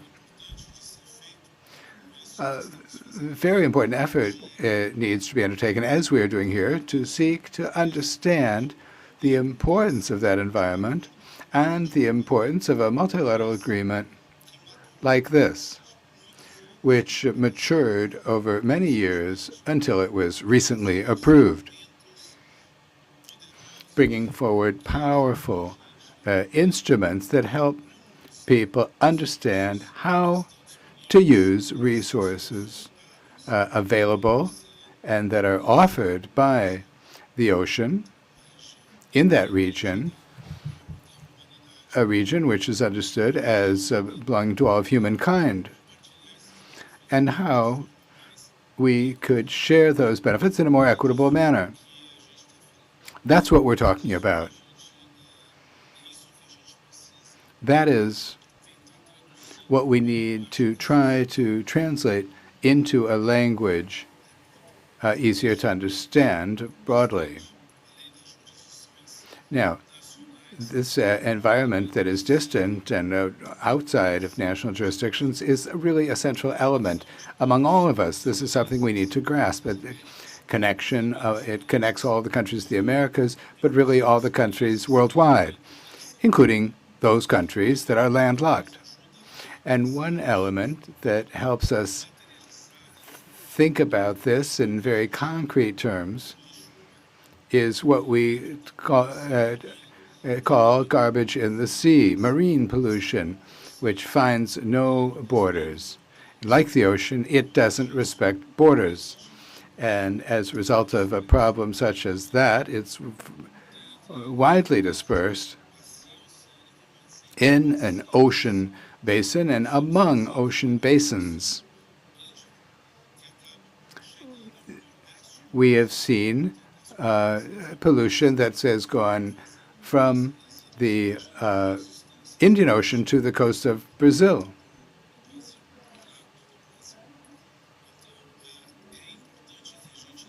So it's important that we understand that the environment, this environment is important not only in and of itself, but also mindful of the communications or connections, rather, that are made through its existence. I'd like to reinforce an understanding of one of the instruments that has been included in the treaty that refers to environmental impact assessment. That element, which is fundamental and which is often rendered precarious in the realm of subnational governance. It is an aspect that is subject to polemics as between a development view and an economic growth view, or a short-term view and a longer-term view. Environmental impact assessment saves lives, not only human lives, and guarantees or seeks to guarantee that people have a healthy environment and even a productive environment. And that is at the root or at the center of what we've been working on an international scale, which we have called the blue economy or the sustainable ocean economy. That economy depends on a healthy environment, on a clean environment, on a resilient environment in order for it to be able to be productive. And so its benefits can be used sustainably and broadly for shared prosperity. In that regard, environmental impact assessments play a central role when it comes to anticipating problems that could be brought about by human activities carried out in that environment, and therefore it can help us reduce the impacts and to work in a more comprehensive manner when it comes to anticipating problems and seeking solutions, which should take as their starting point the polluter pays. The principle of polluter pays is included in the 1992 Rio Declaration. So there we have a very powerful tool which needs to be strengthened at the national level, but also in the areas that are beyond national jurisdictions. Why? Because there is still a connection and integration among these different environmental compartments that needs to be well grasped. What we do in areas that are under national jurisdiction are going to end up impacting areas that are beyond national jurisdictions, and vice versa. And so that connection must be interpreted. And the zeal that we must have as countries in the areas under national jurisdiction, well, we need to be very watchful within the national jurisdictions and translate that beyond the jurisdictions as well. Now, beyond this important tool that I've mentioned, I'd like to mention another one, which is the creation of protected marine areas. We have a goal, according to the Convention on Biological Diversity, to have at least 30% of marine areas effectively protected by 2030. The world has about 8% of the areas protected, and this is not necessarily effective protection. So this is a huge challenge. And this must consider areas beyond national jurisdictions, because those areas are very important for species that have very broad habitats or that are migratory. And we have in the South Atlantic and in the South Pacific areas that extend to the coasts of our hemisphere, and areas in which there are information gaps as regards, for example, the movement of dolphins, whales, turtles, and other organisms that share their characteristics. And this suggests to us that we need to make additional efforts to produce science in order to make sure that our public policies are bolstered by the best available scientific knowledge. And so our challenge is also to find ways of establishing mechanisms and strategies so that we too can create protected areas beyond the national jurisdictions that are representative and interconnected, so as to be able to attain protection for that biodiversity, which is so vulnerable and so important, providing essential services, including in the coastal regions, which by definition are connected with those oceanic regions. And I'll conclude by saying that many of our countries in the region are engaging in extremely profitable economic activity known as whale watching, or observation of marine diversity, not limited to whales. And that for this activity to go forward, these populations need to be in a condition to go through the areas where they have historically gone through so that they can actually be watched.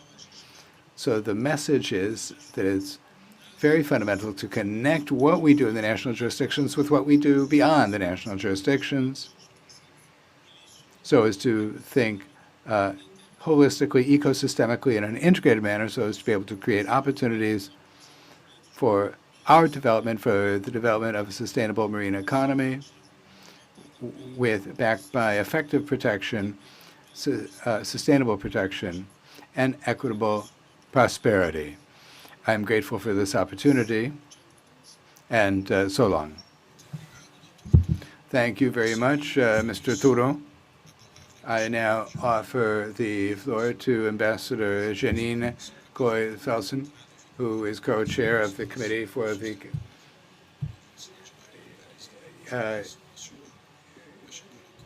group on the coming into force of this agreement. Ambassador, welcome, and you have the floor.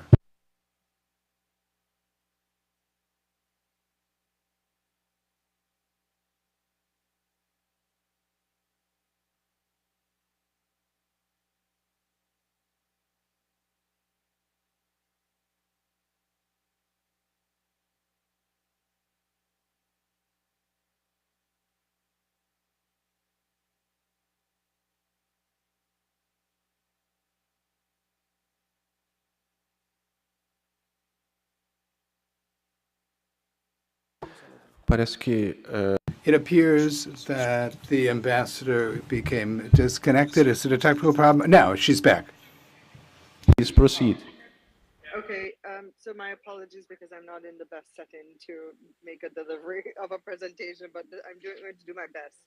I want to thank you first of all for inviting me to the special meeting, and I am here participating in my capacity as one of the co-chairs of the BB&J Preparatory Commission.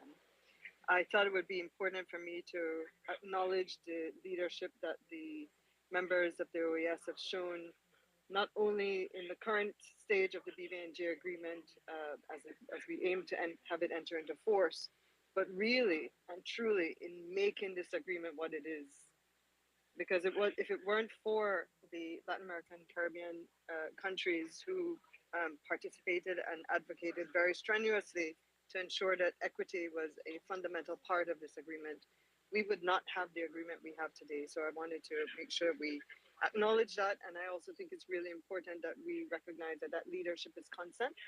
And in fact, at the present time, of the two potential hosts for the BB&J agreement, Secretariat, Chile is a leading candidate.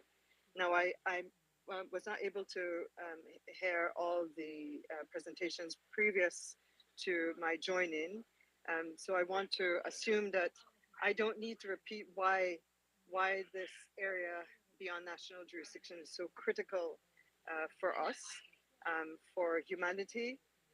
It has shaped our history as much as our future. It has enriched generations of people culturally and economically, and it will continue to do so if we take care of it.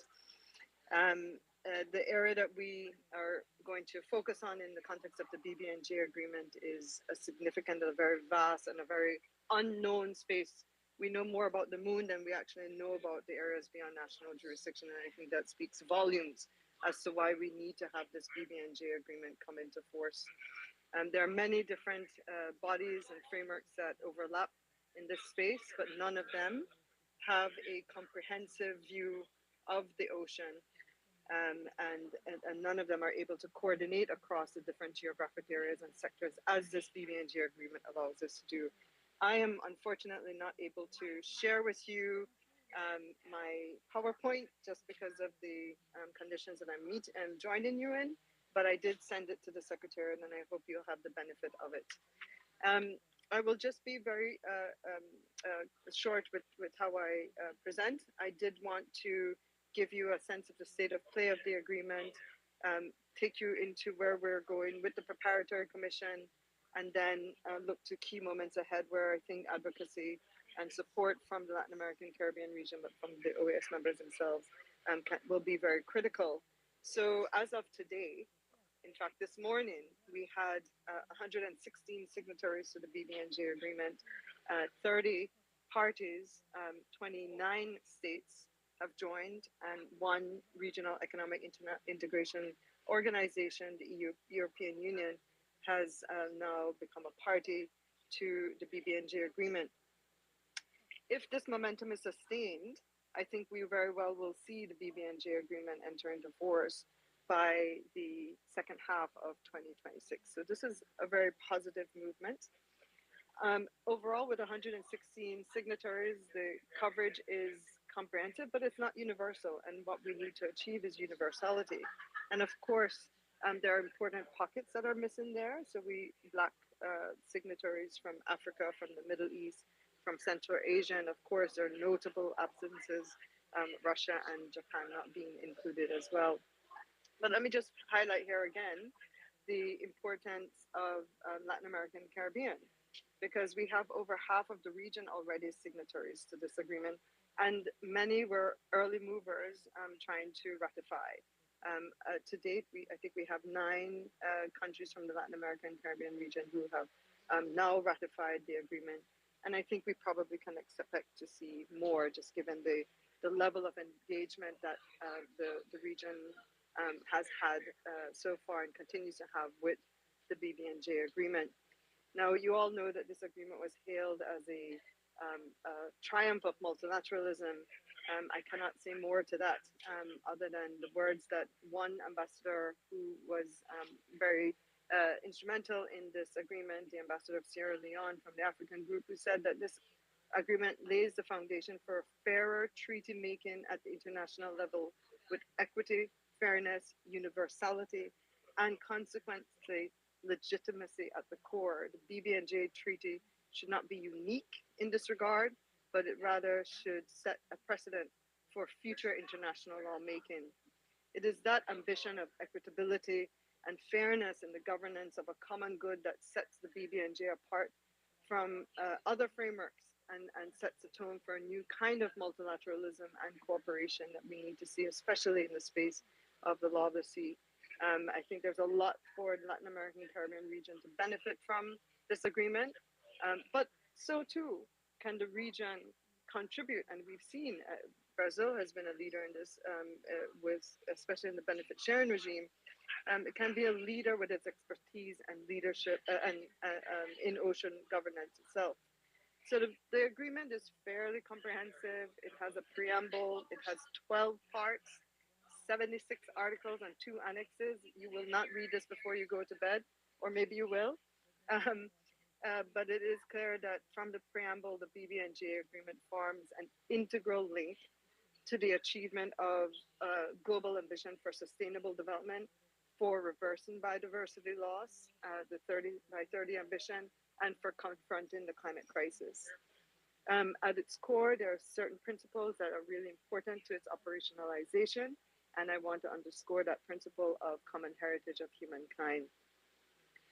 You already know that the agreement sets out key elements on marine genetic resources, on air-based management tools, on environmental impact assessments, and on capacity building and the transfer of marine technology. And whilst there are variances of what remains at state level and what remains at international level, what goes up to the international level, what is core is that all of those provisions do include a provision for international decision making and for participation of all relevant stakeholders in that regard. One renowned international legal expert actually refers to this agreement as 4 in 1. So we get one agreement, but we get 4 different ways in which we will be able to manage and ensure a holistic and comprehensive approach to the conservation and sustainable use of marine biological diversity. Turning now to the work of the Preparatory Commission for the BBNJ. The Preparatory Commission is stewarded by 2 co-chairs. I'm one of them. The other co-chair is from Australia. His name is Adam McCarthy. And we've been working together, also in coordination with a 15-member bureau. And we have 3 members from the Latin American Caribbean region. We have Antigua and Barbuda. We have Brazil and Chile. And we've been working with the Bureau to ensure that we keep a steady course with the Preparatory Commission. The breadth of work of this commission is significant. There are 3 clusters of issues that are going to be covered in 3 sessions of the Preparatory Commission. Each session is only 2 weeks, and with the liquidity crisis, we are actually being asked to cut down by 10%. So we've given up 1 day to help out with liquidity crisis at the United Nations. The 3 clusters of issues focus on governance. So this is about the institutional arrangements, of rules of procedures, the modalities for the subsidiary bodies, and there are many, there are 5, to function and to help us function within the BBNJ context. There is an important mechanism called the clearinghouse mechanism, which sort of ties all the information that gets transmitted through this agreement, or that will be transmitted through this agreement, together in one space. It's an also critical mechanism for capacity building and transfer of marine technology. And of course, there is the finance related matters. How do we ensure that we can actually implement this tremendous agreement? So there are all these 3 issues that are being addressed, and we've taken priority for those issues that the agreement itself says the the conference of the parties will have to take a decision on. So those really go towards the institutions and to some extent on the finance. However, many countries thought that the agreement, once it enters into force, will not be able to function if it doesn't have a clearinghouse mechanism up and running. If it doesn't have the funding mobilized to already begin to support administrative, but also implementation tasks of state parties and other entities. So there's also a focus on trying to get these things up and running with the Preparatory Commission. We've already had 1 session of the Preparatory Commission in April. It was very constructive and positive. We've already begun with the drafting of negotiating documents. So that has been positive. And we'll have 2 more sessions, one in August and then next year in April. What I want to highlight in the next couple months is the UN Ocean Conference, which is coming up. Muito obrigado. Thank you very much, Ambassador, for your contribution. To conclude, I'm going to ask the Secretariat to please play the video by the Special Envoy of Costa Rica for Ocean Matters.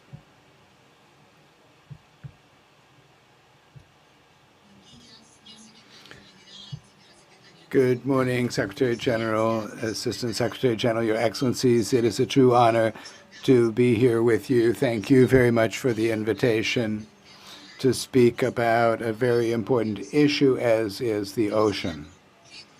The ocean, which covers 71% of the planet, which provides 50% of the oxygen, which stabilizes the climate.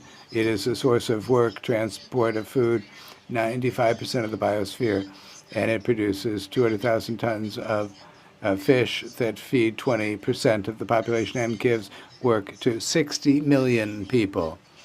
That is the importance of the ocean. Nonetheless, for a long time, The oceans have been neglected, and I will begin by saying just how important it is that we speak of one single ocean.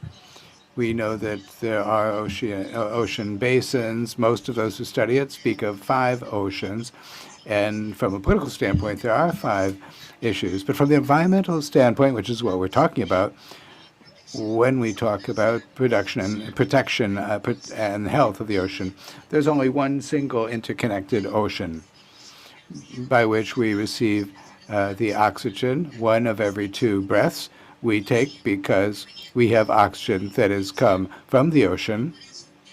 And that is why we must protect it.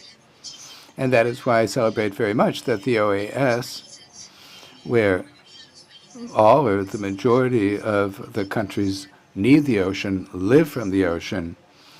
That's why we're so happy that you're having this event today. And to speak of the agreement on high seas, which is for protection and sustainable use of marine diversity in international waters beyond the areas that are under the national jurisdiction of the countries. Around 2002, the countries began to talk about what can we do to protect that biodiversity because there continues to be much overfishing, there continues to be overexploitation of fish, resources were lost, and the health of the planet was getting worse and worse. That's why it was decided to adopt this new treaty, which was negotiated over more than 15 years, and which at the end of the day has many advantages for all the countries. And that is why for Costa Rica, there's a great incentive for all of us to undertake the domestic efforts we need to ratify this agreement. Costa Rica ratified it 1 week ago. We were able to ratify it in May, but thus far there are only 28 or 29 ratifications, and we need 60. So I hope that many of the 30 that we need come from our region.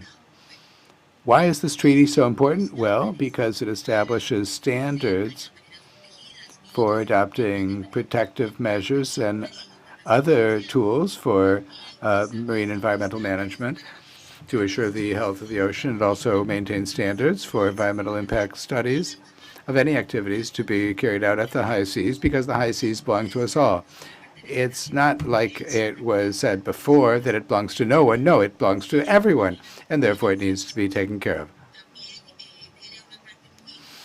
There is also a very important part, which is that developing countries should receive benefits for the marine resources, which are marvelous. There's medicine for cancer, for Alzheimer's, that are being researched that have come from the ocean.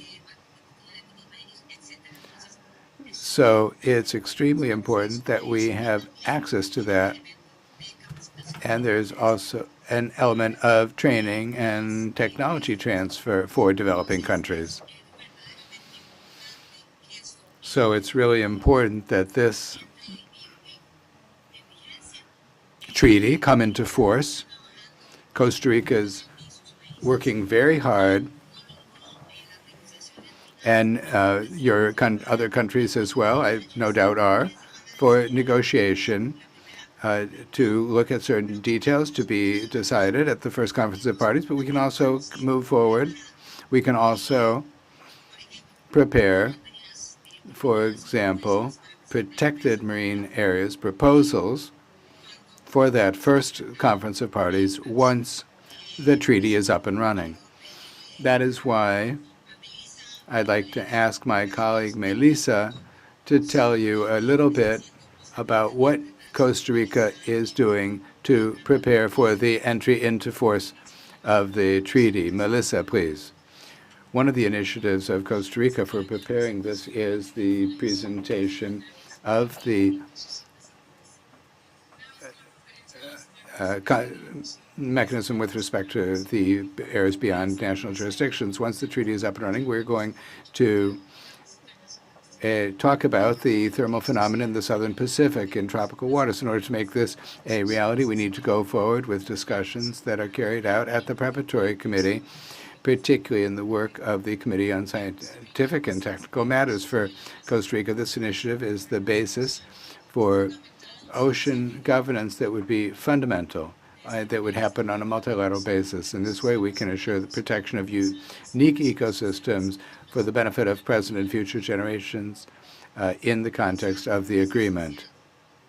The ocean is essential, and that is why we invite you to join all efforts to protect it. In addition to what BBNJ has done, we also need to be very careful with what is being negotiated in terms of the bottom of the sea, for this is something, well, we also need to protect its biodiversity. We have a mandate from the UN Convention on the Law of the Seas to ensure its effective protection, and that is why Costa Rica is heading up an initiative to halt any mining at the seabed until we have scientific information and until a sufficient legal framework is put in place with environmental safeguards to protect this common legacy of humankind.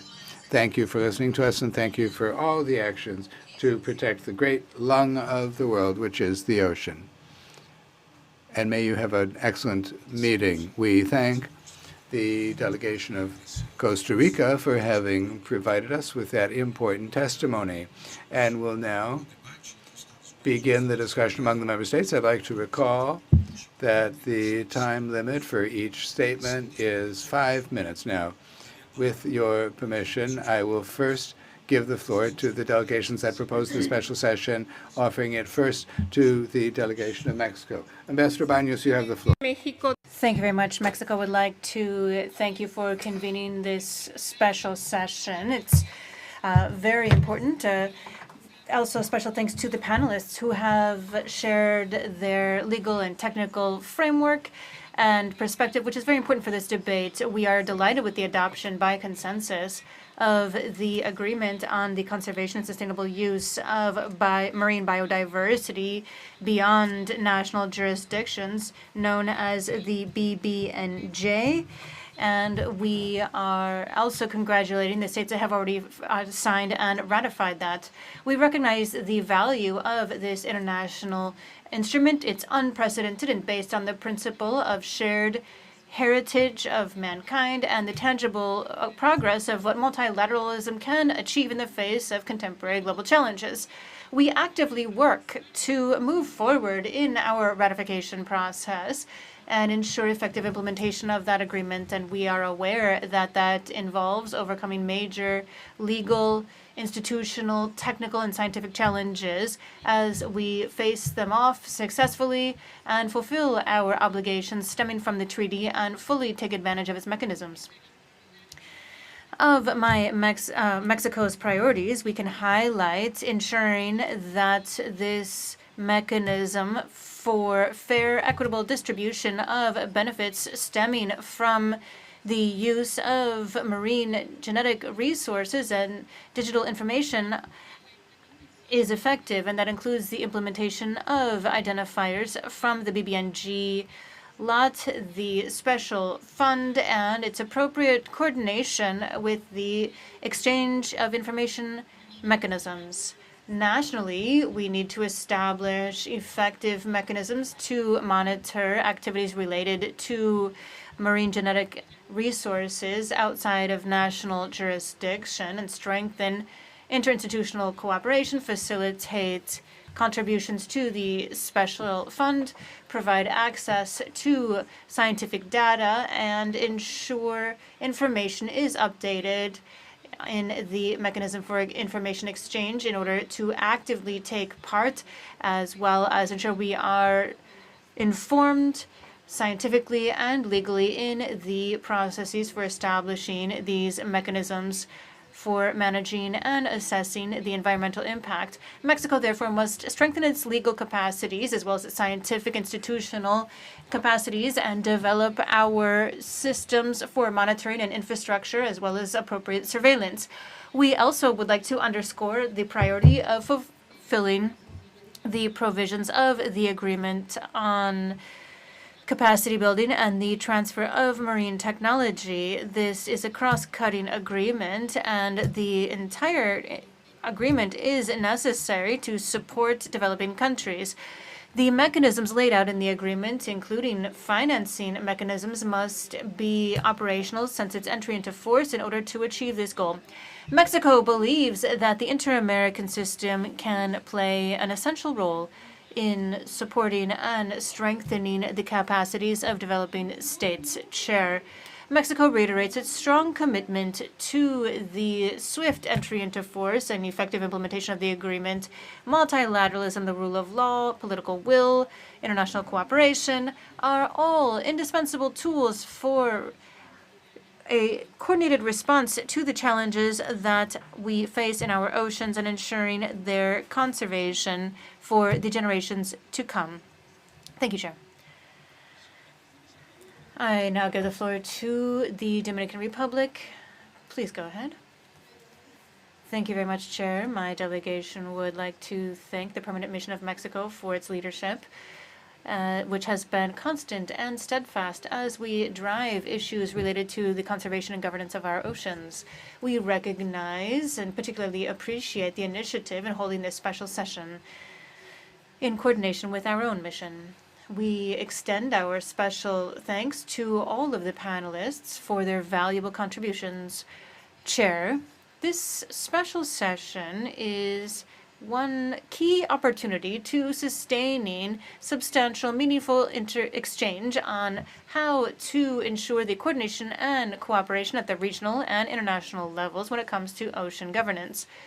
In particular, when it comes to the conservation and sustainable use of marine biodiversity in areas beyond national jurisdiction. In that sense, the DR greatly values driving this agreement on the conservation and sustainable use of marine biodiversity in areas beyond national jurisdiction, the BBNJ, as a concrete step forward toward consolidating a multilateral framework that is inclusive, fair, and technically robust for the protection of our oceans. We are aware of the many challenges that we face from the accelerated loss of marine biodiversity and growing threats stemming from climate change and marine pollution. Our region must strengthen its capacity to respond collectively. Along those lines, the DR has prioritized creating spaces for dialogue, such as the recent informative national workshop on the BBNJ, organized by the Ministries of Foreign Relations and the Environment and Natural Resources. This was an opportunity to reflect on our institutional challenges and identify technical and legal gaps and move forward on our national roadmap toward a future ratification and implementation of the treaty. In the broader context of ocean governance, we would also like to highlight an urgent challenge that impacts our coasts directly and our ecosystems as well. That is the proliferation of sargassum. This phenomenon has a growing impact on countries in the Caribbean, and it represents a cross-cutting threat to the SDGs. Sargassum interrupts essential activities such as fishing and tourism. It changes the ecosystemic balance on the coastline and has a negative impact on public health. Its management demands a coordinated approach, an innovative solution, and international cooperation in line with the spirit of the agreement and with the shared goal of ocean governance that is more effective and resilient. Chair, the DR reiterates its staunch commitment to ocean governance that is inclusive, based on regional cooperation, environmental justice, and strengthening capacities. That is why we greatly value spaces like the one where we are holding this talk today, in order to build consensus and move toward a truly sustainable ocean for all.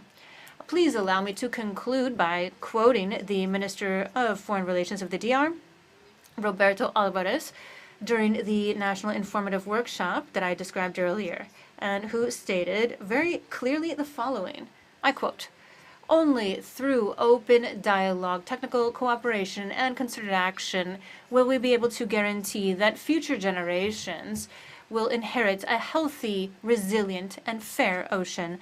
Thank you very much, Chair. I now recognize the Canadian delegation. Please go ahead. Thank you, Chair. I would like to thank you for convening this very important debate, as well as thank you to all of the presenters for their precious contributions. We would also like to congratulate Costa Rica for its efforts for co-organizing the next UN conference on the oceans to be held in France next week. And we are also delighted that Costa Rica and other states have already ratified the BBNJ agreement, and those who have recently concluded their domestic processes and are about to ratify it during or prior to the conference. We are excited to see accelerated mobilization around this goal and these actions to renew our commitment to conserving and managing the oceans. In the framework of efforts aimed at achieving our collective climate change goals, and in the face of losing our biodiversity, we would like to organize an event on the oceans and climate change, which is essential as part of the process of the UN Framework Convention on Climate Change. We encourage all member states to take part in this important debate. Sustainably managed fisheries is another important area where enhanced cooperation is paramount in ensuring the long-term health of marine ecosystems. This is not only a key contributor to ocean health and the ocean economy, but also to food security and nutrition for millions of people worldwide. We would like to emphasize the urgent need to further boost international cooperation in addressing illegal, unreported, and unregulated fishing, or IUU, and its devastating impact on fish stocks, ecosystems, and economies around the world. We encourage all member states to ratify and implement international fisheries instruments that provide the necessary governance framework to combat IUU fishing. As a founding member of and current chair of the IUU Fishing Action Alliance, Canada is driving global efforts to tackle IUU fishing and protect fisheries and ecosystems at home and around the world. We invite member states who have not yet joined this alliance to do so. Canada signed the BBNJ agreement on March 4th, 2024, and we are currently in the process of our domestic ratification process and look forward to that concluding as soon as possible.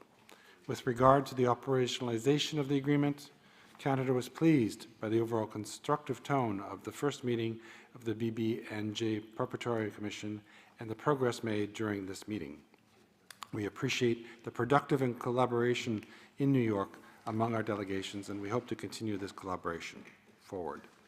Finally, there are opportunities to further advance dialogue and strengthen cooperation, building on existing initiatives such as Americas for the Protection of Ocean Coalition, which serves as a regional collaboration platform in the context of reaching the 30 by 30 global marine conservation target. We can work at expanding its scope and strengthening its cooperation towards achieving the objectives of the BBNJ agreement. We are eager to hear views on strengthening and enhancing regional and international coordination and cooperation on ocean governance, including with respect to the BBNJ agreement, as an area where OAS members can further demonstrate global leadership in this domain. Thank you, Mr. Chair. Passo a palavra à delegação. Brazil is recognized. Thank you, Chair. Brazil thanks the panelists for their presentations. This was a great contribution to our work today. We also thank the delegations of Mexico and the Dominican Republic for their leadership in this debate. For Brazil, conservation and the sustainable use of oceans are crucial. We have over 10,000 kilometers of coastline, and our jurisdiction includes the so-called Blue Amazon, which is an immeasurable wealth of biodiversity. Against that backdrop, Brazil was an active participant in the negotiations for the BBNJ, which was the result of over 20 years of negotiations. And we acted in partnership with Latin American countries, looking to create an ambitious, balanced text. And we acted to ensure a mechanism for the division of benefits stemming from the exploration of marine genetic resources at the high sea and international marine funds. The text consolidated the fundamental principle of the idea of marine biological resources in areas beyond national jurisdiction as a shared heritage for all of mankind. Brazil signed the agreement in September of 2023, once it was open for signature. We hope to ratify this instrument shortly and thereby contribute to its entry into force. Chair, the BBNJ highlights the caution in avoiding repetition in legal regimes, as well as the care in promoting cooperation and coordination between the future BBNJ system and other regional and multilateral regimes. The agreement seeks to ensure that decisions adopted in its scope are compatible with other international organizations, such as the International Authority of Marine Funds. In that context established by the BBNJ agreement, member states of the OAS are able to promote a dialogue on marine biodiversity and debate any potential tools for regional cooperation. Implementation of the BBNJ agreement must be accompanied by robust mechanisms for financing and transfer of technology to ensure that all states, particularly developing nations, are able to fulfill their responsibilities and access the benefits of marine biodiversity. Chair, to conclude, I would like to give a special mention to the Center for Excellence in Ocean and Transformative Technology Innovation at the University of Sao Paulo, known as Innova Oceano, represented here today by Professor Alexander Tura. Since last December, Innova Ocean has been part of the networks of Centers of Excellence of the OAS. This is an initiative that shows not only the potential for hemispheric cooperation, but also the capacity of the OAS Secretariat to identify and develop valuable opportunities for the integral development of the Americas. Thank you very much. Barbados is recognized. Please go ahead. Thank you, Chair. Today, we in the CARICOM group thank the organizers and panelists who shone a light and brought to focus the vast blue heart of our planet and the urgent realities it faces. For many of us, the ocean is not just a resource, it is our life source. It is our economy, our food security, our culture, and our very survival. The ocean regulates our climate, provides livelihoods through fishing and tourism, and offers protection from natural disasters. Yet, our ocean is under immense threat. Climate change is warming our waters and intensifying hurricanes. Coral reefs, essential for biodiversity and coastal defense, are bleaching at alarming rates. Pollution is choking marine life. In addition, illegal, unreported, and unregulated fishing is robbing us of our food and our income. These impacts are not distant, they're personal. They are visible in shrinking fish catches of our local fishers, visible in the erosion of our shorelines, and visible in the rising tides that threaten our very communities. For us in the Caribbean community, conservation and sustainability of the ocean are not optional. They are essential acts of survival. To us, the existential threat of the ocean is real and imminent. First, we must continue to champion marine protection. Establishing marine protected areas helps restore fish stocks and preserve critical ecosystems. We will invest in our natural defenses, our coral reefs, mangroves, and seagrasses. Second, we need to shift to sustainable ocean economies, or blue economies. This means supporting eco-friendly tourism, sustainable fisheries, and renewable ocean energy in ways that protect and benefit local communities. Third, we must stand united on the hemispheric and global stage. Our voices may be small in number, but when we speak together, we can better articulate the demand for climate justice, fair ocean governance, and real action on emissions and pollution. Finally, we must educate and empower our people, especially our youth. They are the stewards of the ocean's future. Let us teach them that every plastic bag avoided, every mangrove planted, every reef protected is a step towards resilience and hope. Let today be a clarion call, a reminder that we need to act. Mother Nature and the youth are impatient. They will not sit idly while we speak ad nauseum, but without the requisite action. Let us rise with the tides, but not be consumed by them. Let us conserve our ocean, not just for today, but for generations to come. Because if the ocean thrives, we thrive. Thank you, Chair, and may the waves of change be with us. Passo a palavra à delegação da Guatemala. Guatemala is recognized. Gracias, señor. Thank you, Chair.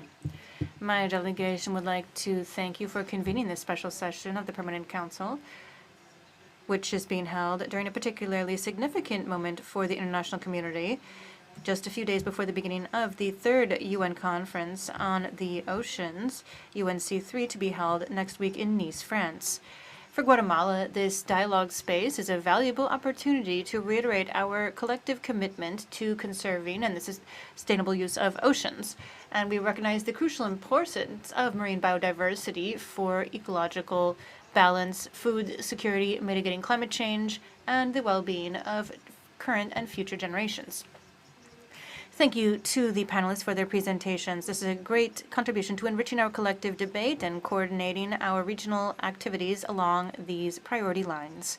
Chair, in many occasions, Guatemala has underscored the need to strengthen marine governance at the global level based on clear, effective, universally applicable rules aimed at promoting peace, international security, and environmental sustainability. These principles must govern the activities of states at high sea in the framework of international law, particularly with the UN Convention on the Law of the Sea. In that context, the agreement on the conservation and sustainable use of marine biodiversity beyond national jurisdictions, BBNJ, this is a key legal instrument to complement the regulatory framework of the high sea and strengthens the protection of marine ecosystems and all ecosystems outside of national jurisdiction. We value the adoption of the BBNJ. This is a substantial step forward in international environmental law.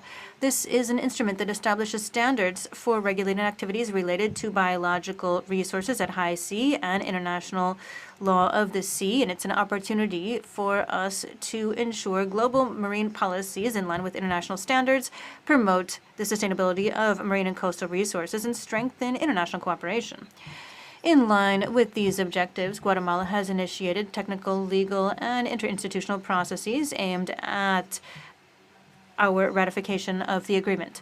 We have actively participated in preparatory processes for the BBNJ agreement, including the first session of the preparatory committee held in April last year in New York, and we contributed as part of the group of Central America and the Caribbean in the institutional debate on this instrument. As a developing country, we greatly value that the BBNJ agreement includes provisions specific to strengthening capacities and technological transfer.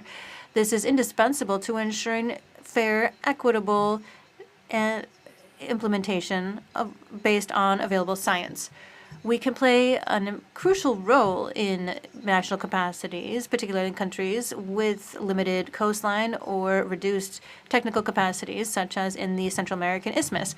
In this context, the Inter-American system and this hemispheric forum can play a driving role in this new policy, facilitating technical cooperation and coordinated shared priorities in the Americas with UNC3 and promoting the global ocean agenda. We reiterate our willingness to continue actively contributing in a constructive, positive fashion to build multilateral consensus to seek protection for marine biodiversity and ensuring the ties between our oceans as a shared heritage of mankind. Thank you very much. Bolivia is recognized. Thank you very much, Chair. Thank you for holding this special session to dialogue on the conservation and sustainable use of the oceans, as well as the important presentations that we've heard. The plurinational state of Bolivia signed the agreement in the framework of the UN framework on the law of the sea, on the conservation and sustainable use of marine biodiversity beyond national jurisdiction on September 20th, 2023. We are a country that has been deprived of its coastline, but we signed the BBNJ, which strengthens the UN Framework Convention on the Right of the Sea. And thanks to marine spaces outside the jurisdiction of coastal states, we are able to sustainably take advantage of marine resources through research, fishing, and other activities in these zones. During the BBNJ negotiation period, Bolivia, with the group of developing countries without coastlines, promoted the inclusion of specific points of interest, such as the principle of the oceans as shared heritage of mankind, the needs of developing countries without a coastline, as well as our condition, and the specific mention of indigenous peoples and the use of traditional knowledge in areas related to the oceans. In this sense, we will continue to revive the development of mechanisms for international and regional cooperation. This will strengthen the capacities of states to effectively implement the BBNJ agreement when it enters into force. Thank you very much, Chair. I'll give the floor to the Bahamas. Thank you, Chair. The Bahamas joins those expressing appreciation to you, Chair, and to the missions of Mexico and the Dominican Republic for the convening of this afternoon's special meeting of the Permanent Council with a focus on conservation and sustainable use of oceans, and expresses appreciation to our expert panelists. As an archipelago of 700 islands and more than 2,000 keys flung across 100,000 square miles of the Atlantic Ocean, the destiny of the Bahamas is inextricably bound up in the ocean, which fuels our tourism-based economy, provides a bounty of natural resources, and nurtures the natural environment that enables Bahamians to live in paradise. The Bahamas looks forward to participation and high-level engagement as our countries look to meet next week in France to advance priorities around collaboration and collective action for conservation and sustainable use of oceans, and more specifically regarding advancing the implementation of the BBNJ Treaty. For the Bahamas, priorities regarding advancing the implementation of the BBNJ Treaty include developing harmonized regional and national approaches, which will help with addressing capacity constraints and ensuring equitable benefits from the agreement. With respect to capacity building, underscoring that the relationship between the clearinghouse mechanism and the Capacity Building and Transfer of Marine Technology, CBTMT, committee will be crucial in ensuring that the matchmaking modalities are effective and intentional in appropriately matching CBTMT needs with available resources and support, especially given that during the early stages of the agreement's entry into force, such support will be instrumental in facilitating the ability of developing states to engage and meet their obligations. We believe these modalities should be informed by the priorities of SIDS, LDCs, and landlocked countries. Ensuring fair and equitable ABS, which requires inclusive representation. And here we would like to see operationalization of special circumstances of SIDS throughout the agreement and through representation on committees, for example. Ensuring that financial resources, the Voluntary Trust Fund, the Special Fund, and the JEF facility are adequate, accessible, and predictable, including the need for simplified application and approval procedures to facilitate efficient access to funding, particularly for developing states parties. and ensuring ease of access and data interoperability in collecting, managing, and sharing data related to marine genetic resources, including digital sequence information. Chair, with respect to challenges to ratifying and implementing the BBNJ agreement, human resources to implement all facets of the treaty remain a challenge for SIDS such as the Bahamas. Further, financial resources, especially for the implementation of the required database, are another consideration.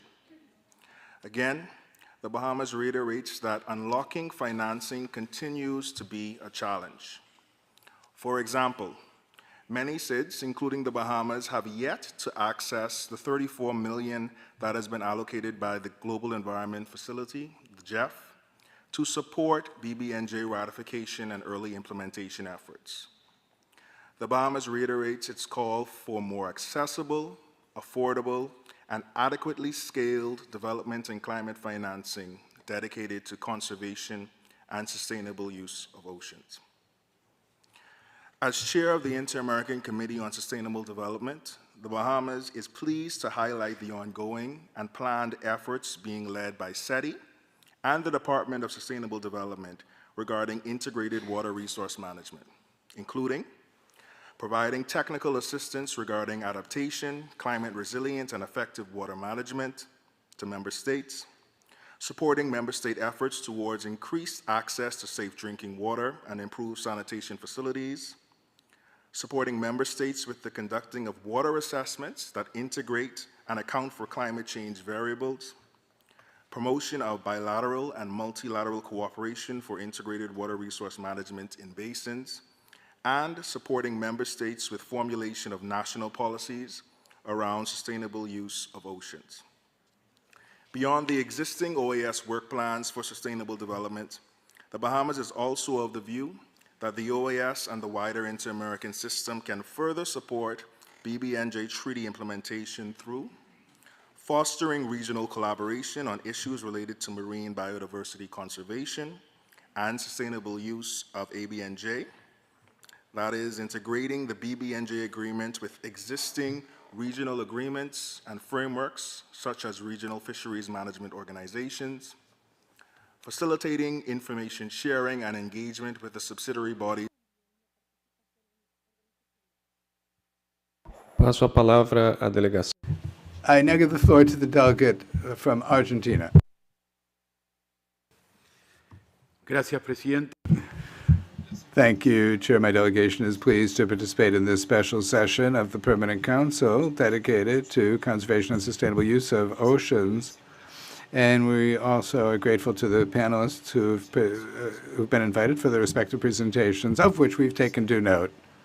Chair, after almost 2 decades of a lengthy process of negotiations on 19 June 2023 at the United Nations, the agreement in the context of the UN Convention on the Law of the Seas regarding conservation and sustainable use of marine biodiversity in areas beyond national jurisdictions, or the so-called BBNJ agreement, was adopted. In 2023, for Argentina, this agreement represents a major stride forward in governance of marine biodiversity on establishing a legal framework and mechanisms for the conservation and sustainable use of the resources, which it hopes will contribute to the preservation of marine ecosystems and their resources. Nonetheless, while the adoption of the agreement represented a milestone in itself, its implementation phase is facing huge challenges, since any number of matters that could not be settled during the negotiations must now be the topic of agreement, either in the first meeting of the Conference of States Parties or subsequently. This situation makes it steps up the pace of the internal process of consultation that the states must engage in order to look at the advisability of ratifying the BBNJ agreement so as to participate in key decisions in the context of the Conference of States Parties. Effective implementation of the agreement poses as a challenge the need to have sufficient political commitment on the part of the states for the agreement's effective implementation. It also requires effective financing to carry out the measures provided for in the agreement and also ensure adequate international cooperation and coordination. As regards the benefits that could stem from the agreement, Argentina thinks it's important to highlight the relevance for developing states of those provisions regarding marine genetic resources, including fair and equitable distribution of the benefits thereof, be they monetary or non-monetary, as well as those provisions related to capacity building and technological transfer in respect to marine resources. To this end, it is essential to bear in mind during the implementation phase the various and different needs and national circumstances, as well as degrees of development of our respective states. Allow us finally to emphasize the importance of inter-American cooperation in this whole process. Cooperation in the OAS is fundamental for sharing experiences, aligning strategies, and bolstering our capacities. From Argentina, we're convinced that the inter-American system, with its lengthy history of joint work on environmental matters, can and should be a pillar of support for implementation of the BBNJ agreement. Together, the states of the Americas, well, we can lead by example, showing how regional unity contributes to the success of global multilateral efforts. I conclude, Chairman, by reiterating the firm commitment of the Argentine Republic to the conservation and sustainable use of the oceans, and with also committed to the full implementation of the BBNJ agreement. We celebrate the spirit of unity that has made this agreement possible, and we reaffirm our determination to continue working globally and in the inter-American system to supplement or to turn its provisions into tangible realities. Thank you, Chair. I now give the floor to the delegation of Colombia. Thank you, Chair. First of all, allow me to thank the panelists who have accompanied us today for their contributions. Second, I'd like to thank the delegations of Mexico and the Dominican Republic for their work to carry out this special session of the Permanent Council with the aim of addressing the issue that is so important for the present and future of our region, which is conservation and sustainable use of the oceans. As a two-ocean and mega biodiverse country, Colombia recognizes that the oceans are not only the source of life, but also a driving force of sustainable development, well-being, and climatic resilience.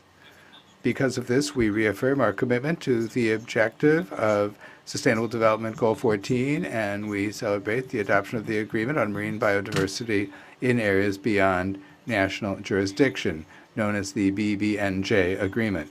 Colombia was one of the first countries to sign this instrument in September of 2023, and at this time it is going forward in its domestic ratification process led by the Ministry of Environment and Sustainable Development with support from the Colombian Foreign Ministry. This process has unfolded with full respect for our legal status as a state that is not a party to the UN Convention on the Law of the Seas, and based on a rigorous analysis that confirms that the treaty offers the safeguards necessary for our sovereign participation. Chairman, Colombia has displayed regional leadership and international leadership when it comes to protecting the oceans. We've given impetus to agreements in the World Trade Organization to do away with subsidies for fishing that foster overexploitation. We've joined the global commitment on the new economy of plastics, and we have actively promoted the transition to a sustainable oceanic economy based on knowledge, innovation, and equity. At the upcoming UN conference on the oceans to be held in Nice, Colombia will present its gains in protecting marine and coastal ecosystems, in reducing marine pollution, and in strengthening participatory governance. Our President, Gustavo Petro, will head up the national delegation and will announce a new voluntary commitment in favor of marine life, or underwater life. Nonetheless, we recognize that effective implementation of the BBNJ agreement poses significant challenges, especially for developing countries. We believe that it is necessary to work in the future to establish a regional technical cooperation body that would make it possible to share good practices, strengthen institutional capabilities, and facilitate access to marine technology. It's also necessary to promote the active participation of coastal communities, recognizing their fundamental role in conserving marine ecosystems, and also we need to foster scientific diplomacy and marine education as key aspects for inclusive and evidence-based ocean governance.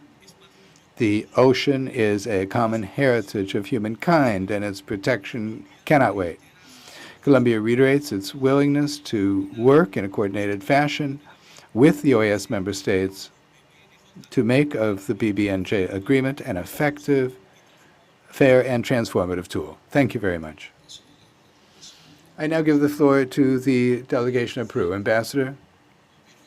Chairman, Peru is grateful for the convening of this special session, which offers us an opportunity to strengthen regional coordination and cooperation in respect of the oceans, especially as regards conservation and sustainable use of marine biodiversity in the areas beyond national jurisdictions. The adoption of the agreement in the framework of the UN Convention on the Law of the Seas relating to the conservation and sustainable use of marine biodiversity in areas situated beyond national jurisdiction, known as the BBNJ Agreement, is a historic milestone in the international law of the sea. Peru participated in the process of negotiating that agreement and is now preparing to sign it during the third UN Conference on Oceans, UNOC 3, to be held in Nice this coming June 9th. This step reaffirms the commitment to the oceans, clear rules, and effective cooperation mechanisms. The implementation of the BBNJ agreement entails major technical and institutional challenges. To address them, we have undertaken a process that involves technical bodies and various ministries. We also highlight the need to strengthen our capabilities when it comes to environmental monitoring, management of marine genetic resources, and environmental impact assessments. In tandem with this, we've adopted specific measures to conserve marine biodiversity, such as creation of the Dorsales de Nazca and Mar Tropical de Grau protected areas. Right now, we're working to incorporate the latter into the marine corridor of the Eastern Tropical Pacific Corridor in coordination with Costa Rica, Panama, and Ecuador. And Colombia, we've also adopted voluntary commitments at UNOC 3, including establishing devices to protect the humpback whale migratory routes. This is to protect the region's ecology. The Inter-American system can play a valuable role as a forum for political dialogue, a sharing of experiences, and generating synergies. We should foster regional technical cooperation, promote the strengthening of capacities, and encourage coordinated participation of the countries of the region in the multilateral processes related to conservation and sustainable use of marine biodiversity in the areas beyond national jurisdictions. Peru reiterates its commitment to the sustainable use of our oceans for the present and future generations. We renew our call to the member states of the OAS to work together to promptly ratify and implement the BBNJ agreement. Thank you very much. I now give the floor to the delegation of Uruguay. Thank you very much, Chair. Uruguay would like to express gratitude for the calling of the special session of the Permanent Council devoted to the oceans, and we highlight the leadership of Mexico and the Dominican Republic in this respect. We would also like to congratulate Costa Rica and France for co-organizing the third UN Conference on Oceans. Our country attributes great importance to the conservation and sustainable use of marine biodiversity, not only under our jurisdiction, but also beyond our national jurisdiction. Tying conservation and sustainable use of the oceans to the right of persons to a clean, healthy, and sustainable environment is undeniable and is intrinsically linked to the biodiversity and health of our ecosystems. An ecologically balanced environment is crucial for our communities, as well as the enjoyment of other rights such as health, education, access to water, among others. We understand that marine biodiversity preservation needs to be addressed in a comprehensive manner. For anything that affects one of these areas, inevitably affects the others. We need to move towards if we can move towards clear definitions and rules, this helps not only conservation, but also peaceful coexistence of states, sustainable development, and consolidation of contemporary international law. Uruguay thus participated actively in the negotiations that culminated in 2023 with the adoption of the Framework Convention of the UN on law of the sea related to conservation and sustainable use of the areas of the sea beyond national jurisdiction, the BBNJ agreement. Uruguay signed the agreement in January of 2024, and it's now before the legislature for ratification. This confirms the country's commitment to the principles of international law and reinforces our will to foster international cooperation in respect of the ocean milieu. We think it's excellent that the agreement includes a financial support mechanism. We believe that it needs to be strengthened, as well as an institutional framework that makes it possible to address the challenges upon its implementation. We believe that supporting this is in line with our foreign policy, as well as commitments to assume under the Convention on the Law of the Seas, the River Plate Agreement, and the Paris Agreement. Uruguay will continue promoting inclusive, cooperative, and science-based governance, convinced that the future of our oceans is a differentiated yet shared responsibility, an ethical imperative for the present and future generations. Thank you very much. I now give the floor to the delegation of Panama. Ambassador, you have the floor. Thank you very much, Chair. The delegation of Panama is grateful for and congratulates the permanent missions of Mexico, the Dominican Republic, for their leadership and coordination of this special session. We would also like to thank the distinguished panelists for their presentations, which put forward valuable technical and legal points to this conversation, which is so relevant. For Panama, conservation and sustainable use of the oceans is not a future aspiration, rather a present responsibility. As a country with a maritime vocation, we understand that the oceans support biodiversity, regulate the climate, feed our economies, and are an essential part of our cultural identities. Our interoceanic canal, which connects more than 140 countries, imposes on us a special obligation to act with environmental responsibility and a global mission or a global vision. So Panama has adopted ambitious public policies. We were one of the first countries to attain and then go beyond the 30-30 goal. Now more than 54% of our marine areas are protected in one way or another. This specific action reflects our firm political will. We've also given impetus to initiatives such as the Green Route of the Panama Canal, which seeks to reduce greenhouse gas emissions in maritime commerce and guarantee environmentally responsible management of the canal and its basin. Internationally, we celebrate the adoption of the agreement in the context of the UN Convention on the Law of the Seas relating to the conservation and sustainable use of the marine biological diversity in areas situated beyond national jurisdictions. This is a landmark in oceanic governance. Panama is proud to have been one of the first countries to ratify this instrument, whose focus on this common heritage of humankind is an urgent appeal to collective action. Nonetheless, we are aware of the challenges that persist, especially for developing countries.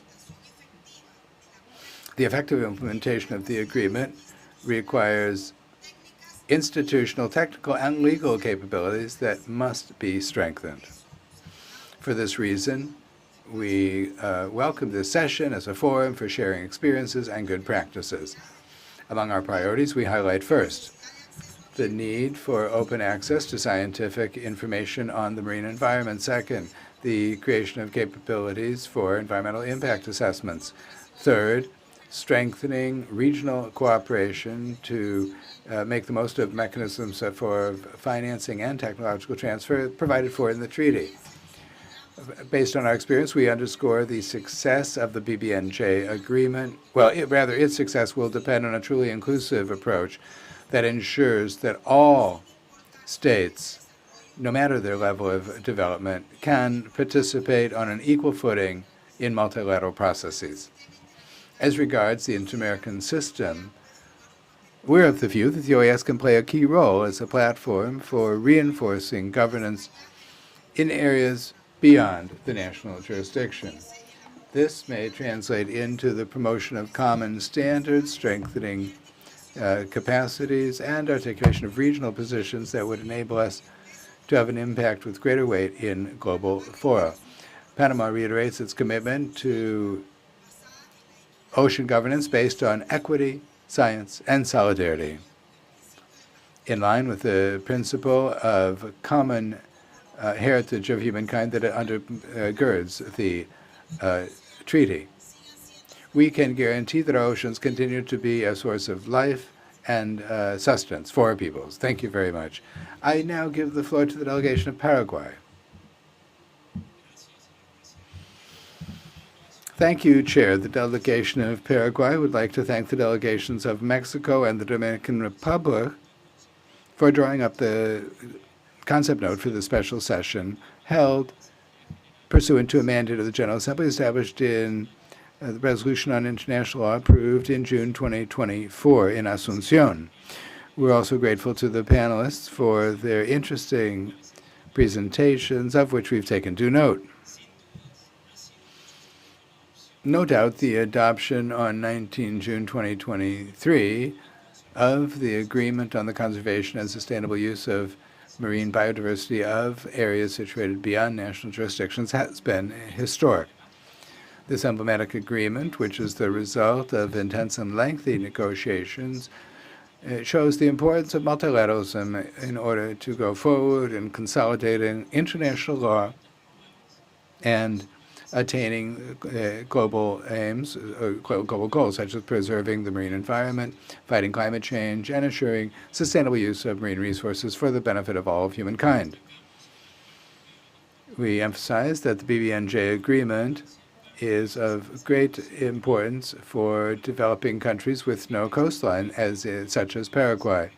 For it, as I quote, recognize the importance of contributing to the attainment of a fair, equitable international order that takes into account the interests and needs of humankind as a whole, and in particular, the interests and special interests and needs of developing states, whether they do or do not have coastlines, close quote. Chair, while this issue is being specifically addressed at the United Nations, we believe that the OAS can play a relevant role when it comes to promoting the ratification and accession of its member states to this instrument. We also think that this Inter-American Forum offers us an ideal space for fostering the sharing of ideas, visions, and proposals as to how to go forward as a region towards the effective implementation of this agreement. We are certain that with the active participation of all the states, including the landlocked developing countries, we can give life to the principle that the oceans are a common heritage of all of humanity, and therefore all nations should have a fair and equitable participation in the benefits of marine genetic resources, as well as in building capabilities and transfer of marine technology. Thank you very much. I now give the floor to Ecuador. Thank you, Chair. Ecuador considers a forum such as this essential for engaging in dialogue and for promoting international coordination and cooperation with respect to ocean governance. We recognize the important presentations made by the panelists. Their technical and legal experience strengthens our knowledge on this issue and enriches our discussions. We also highlight the efforts of the regional and international community to attain the agreement in the context of the UN Convention on the Law of the Seas relating to the conservation and sustainable use of the marine biodiversity situated beyond national jurisdictions, better known as BBNJ.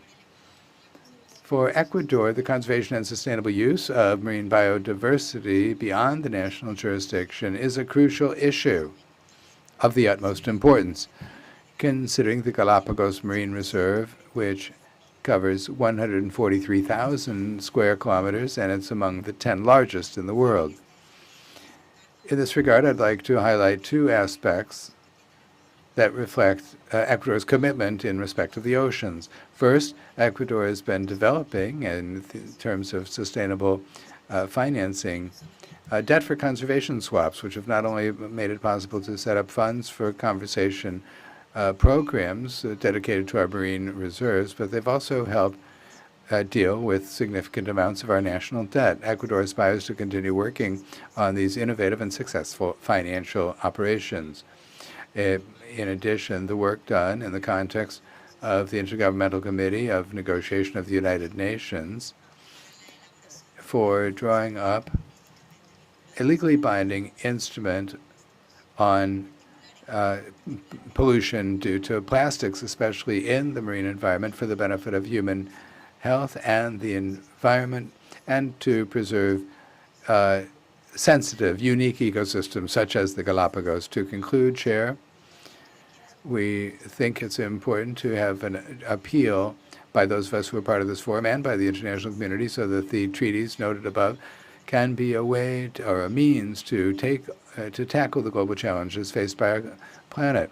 One should support the implementation of the method of supporting at least 30% of the oceans by 2030, and in fighting climate change, as well as to develop greater awareness of marine realities in our societies. Thank you very much. I now give the floor to the delegation of St. Kitts and Nevis. Thank you, Chair, Excellencies, distinguished delegates, esteemed alternates. It is with great purpose that the delegation of St. Kitts and Nevis also thanks the delegations of the Dominican Republic and Mexico for this opportunity to contribute to this critical discussion on the conservation and sustainable use of the oceans, a matter of existential importance for SIDS, small island developing states like ours. For our Twin Island Federation, the ocean is invaluable. It sustains livelihoods through fisheries, tourism, maritime transport. It underpins our food and nutrition security, and now it plays a critical role in ensuring water security. It is a precious resource. Chair, St. Kitts and Nevis reaffirms its unwavering commitment to safeguarding our shared ocean heritage, and we are pleased to announce that the Cabinet of Prime Minister Dr. Terence Drew has approved the signing of the BBNJ agreement. Moreover, Chair, our ocean management strategy is grounded in integrated and holistic planning aligned with our blue economy aspirations. Activities within our exclusive economic zone, fisheries, marine tourism, shipping, and coastal development are being harmonized through national policies designed to reduce conflict, enhance coherence, and uphold ecological integrity. At the center of this approach is the stewardship of our St. Kitts and Nevis marine management area, alongside efforts to designate new marine protected areas. These measures, grounded in science and community engagement, are designed to enhance biodiversity while supporting sustainable livelihoods and climate resilience. However, Chair and esteemed colleagues, we continue to face challenges, including limited technical capacity, data gaps, and overlapping institutional mandates. In response, we have established a national ocean governance team to implement our ocean policy in line with the Eastern Caribbean Regional Ocean Policy, ECROP.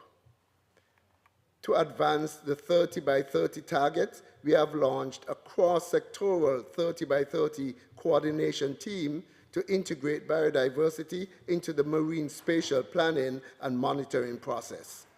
We are also proud signatories to the Ocean Coordination Mechanism promoting Caribbean-wide cooperation on ocean governance.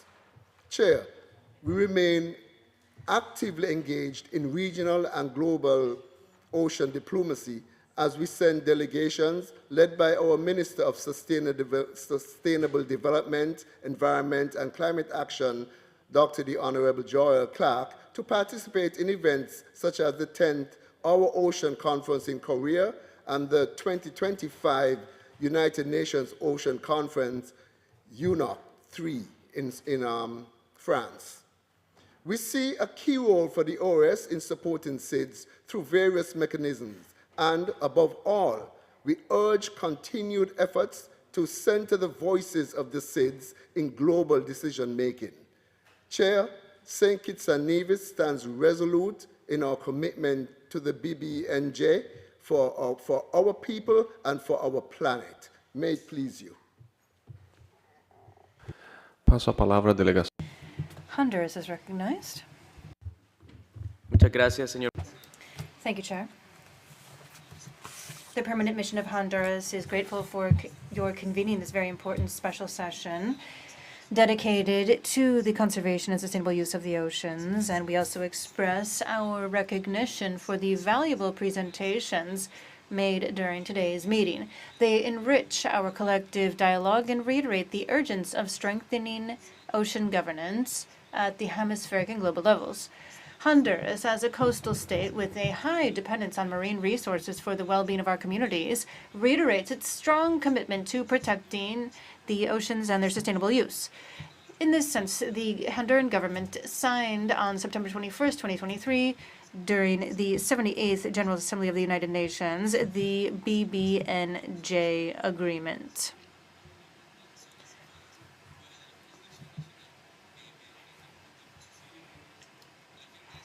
Signing this international instrument was a concrete step forward toward adopting binding measures to ensure protection for biodiversity at the high seas, equity in access to marine genetic resources, and strengthening international cooperation in scientific research, technological transfer, and capacity building.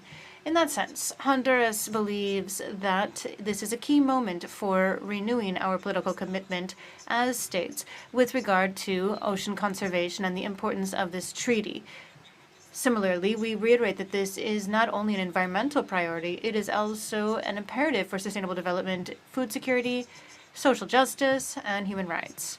Against this backdrop, we will continue to actively participate in all multilateral spaces that promote the strengthening of multilateralism for the oceans and our environment. Thank you very much. Chile is recognized. Thank you, Chair. Similarly, as Mexico and the DR stated, thank you for convening this, and also thank you to the panelists. The ocean is a space for biodiversity, and it's a means for trade, connection, as well as a source of economic and cultural well-being. It ensures food security, and recently it has also been a space for renewable energy. Therefore, this is a complex, multidimensional issue, and with that complexity in mind, we would like to share 3 items noted in the BBNJ. First, that is in terms of global ocean governance. The second is as an instrument for developing countries, particularly for the LAC region. And third, that is the specificities of Chile. First of all, this agreement fills an important gap when it comes to ocean governance.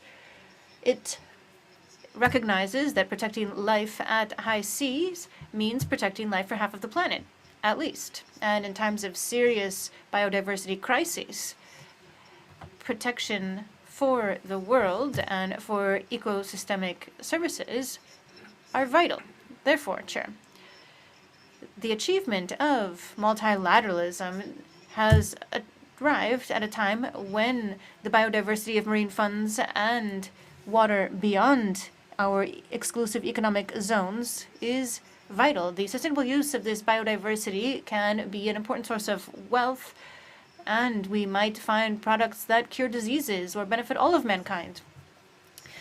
And we are interested in developing this second point. Why is it important for us to have this agreement as developing countries? As a region, we have intense ocean pollution from the Caribbean to the Drake Strait, all the way to the Antarctic Ocean. We see fisheries, and we have heard many different delegations described as how profoundly they're impacted by this, and our region has been capable of decisively contributing to this agreement through proposals that were bold yet pragmatic, that appreciated the special circumstances of SIDS, and with strong interest in effective mechanisms for protection and sustainable use. For the region, as we have heard today, this is an opportunity to ensure financing, capacity building, and marine protection. Finally, we would like to underscore that against this global and regional context, in our country, for Chile, this treaty is a high-level priority. This is an instrument that, as we already heard, is global and allows us to complement our conservation policy nationwide. And this allows us to ensure that we have protected areas in 43% of our jurisdictional waters. And, for example, the case of the Salik Gomez area, which has one of the highest rates of biodiversity worldwide, and we hope that this will not be the only high seas protected area. With this example in mind, we launched the BBNJ First Movers Initiative, and we were one of the countries that has been driving this level of protection in the high seas. The idea is to accelerate the conservation measures so that we can move forward toward the 30 by 30 objective. And we invite all nations to share their experiences in this area.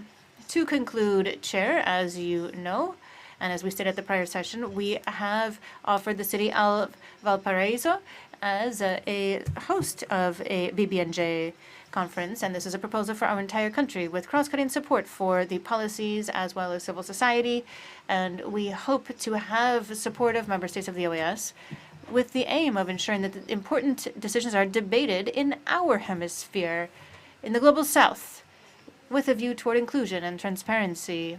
I'd like to remind you of the importance of ensuring that all countries are able to sign and ratify the BBNJ, and we will continue to bring these crucial issues to the attention of our region and the planet. France is recognized. Please go ahead. Thank you very much, Chair. Ladies and gentlemen, dear ambassadors, colleagues, I would first like to thank all of the presenters for their extremely clear presentations, and I'm delighted with the mobilization of the OAS and its member states on behalf of conservation and sustainable use of the oceans.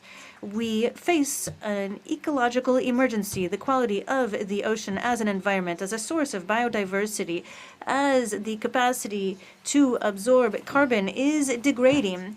And we also see the capacity of the ocean as a framework for life and work for just about a third of humanity. They live from fishing, which also must be done responsibly, sustainably, worldwide.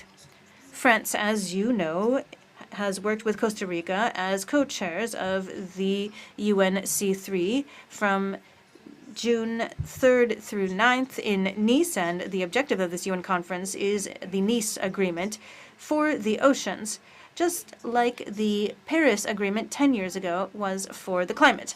That is why it is important for us to reach an operational plan of action in the framework of states that are engaged around concrete activities aimed at protecting our oceans.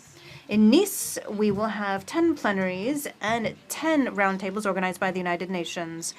There will also be many parallel meetings, a scientific conference for thousands of researchers, and a forum for the blue economy. We will hold the World Ocean Day celebration, an island summit, a Africa summit, a Mediterranean and Gulf summit, and on June 9th at 7:00 p.m. we will ratify the BBNJ treaty with its entry into force. The participation rates are high, as we have heads of state and government who have already said that they will come. We have already 60 dignitaries coming, and the majority of states will be represented at the ministerial level or by heads of delegations. Over 25 international organizations will also attend, and I'm delighted that the new Secretary General of this organization has agreed to travel to Nice to participate in this major event for the entire world and on behalf of the Americas in particular. To conclude, I would like to share with all of you the 8 objectives that France has created for this summit. Number 1, this is the objective of the Permanent Council's special session today, the high C with the entry into force as quickly as possible of the BBNJ. 2, sustainable fishing with a special focus on an agreement for the fight against illegal fishing. 3, focusing on ensuring that 30% of the ocean is in protected zones by 2030 with multiplication of marine protected areas. 4, decarbonization of maritime transport. 5, the fight against plastic pollution through negotiations on a treaty on plastic. 6, mobilizing new sources of financing, including efforts to build a blue economy, a sustainable blue economy. 7, the fight against climate change and the issue of local activities to be deployed. It's clear that the number of coastal regions and cities means that their actions could be determining. And finally, number 8, defending science and strengthening scientific cooperation. The oceanic world is not widely known, and it must be recognized. We must research the ocean, its biodiversity, for climate change.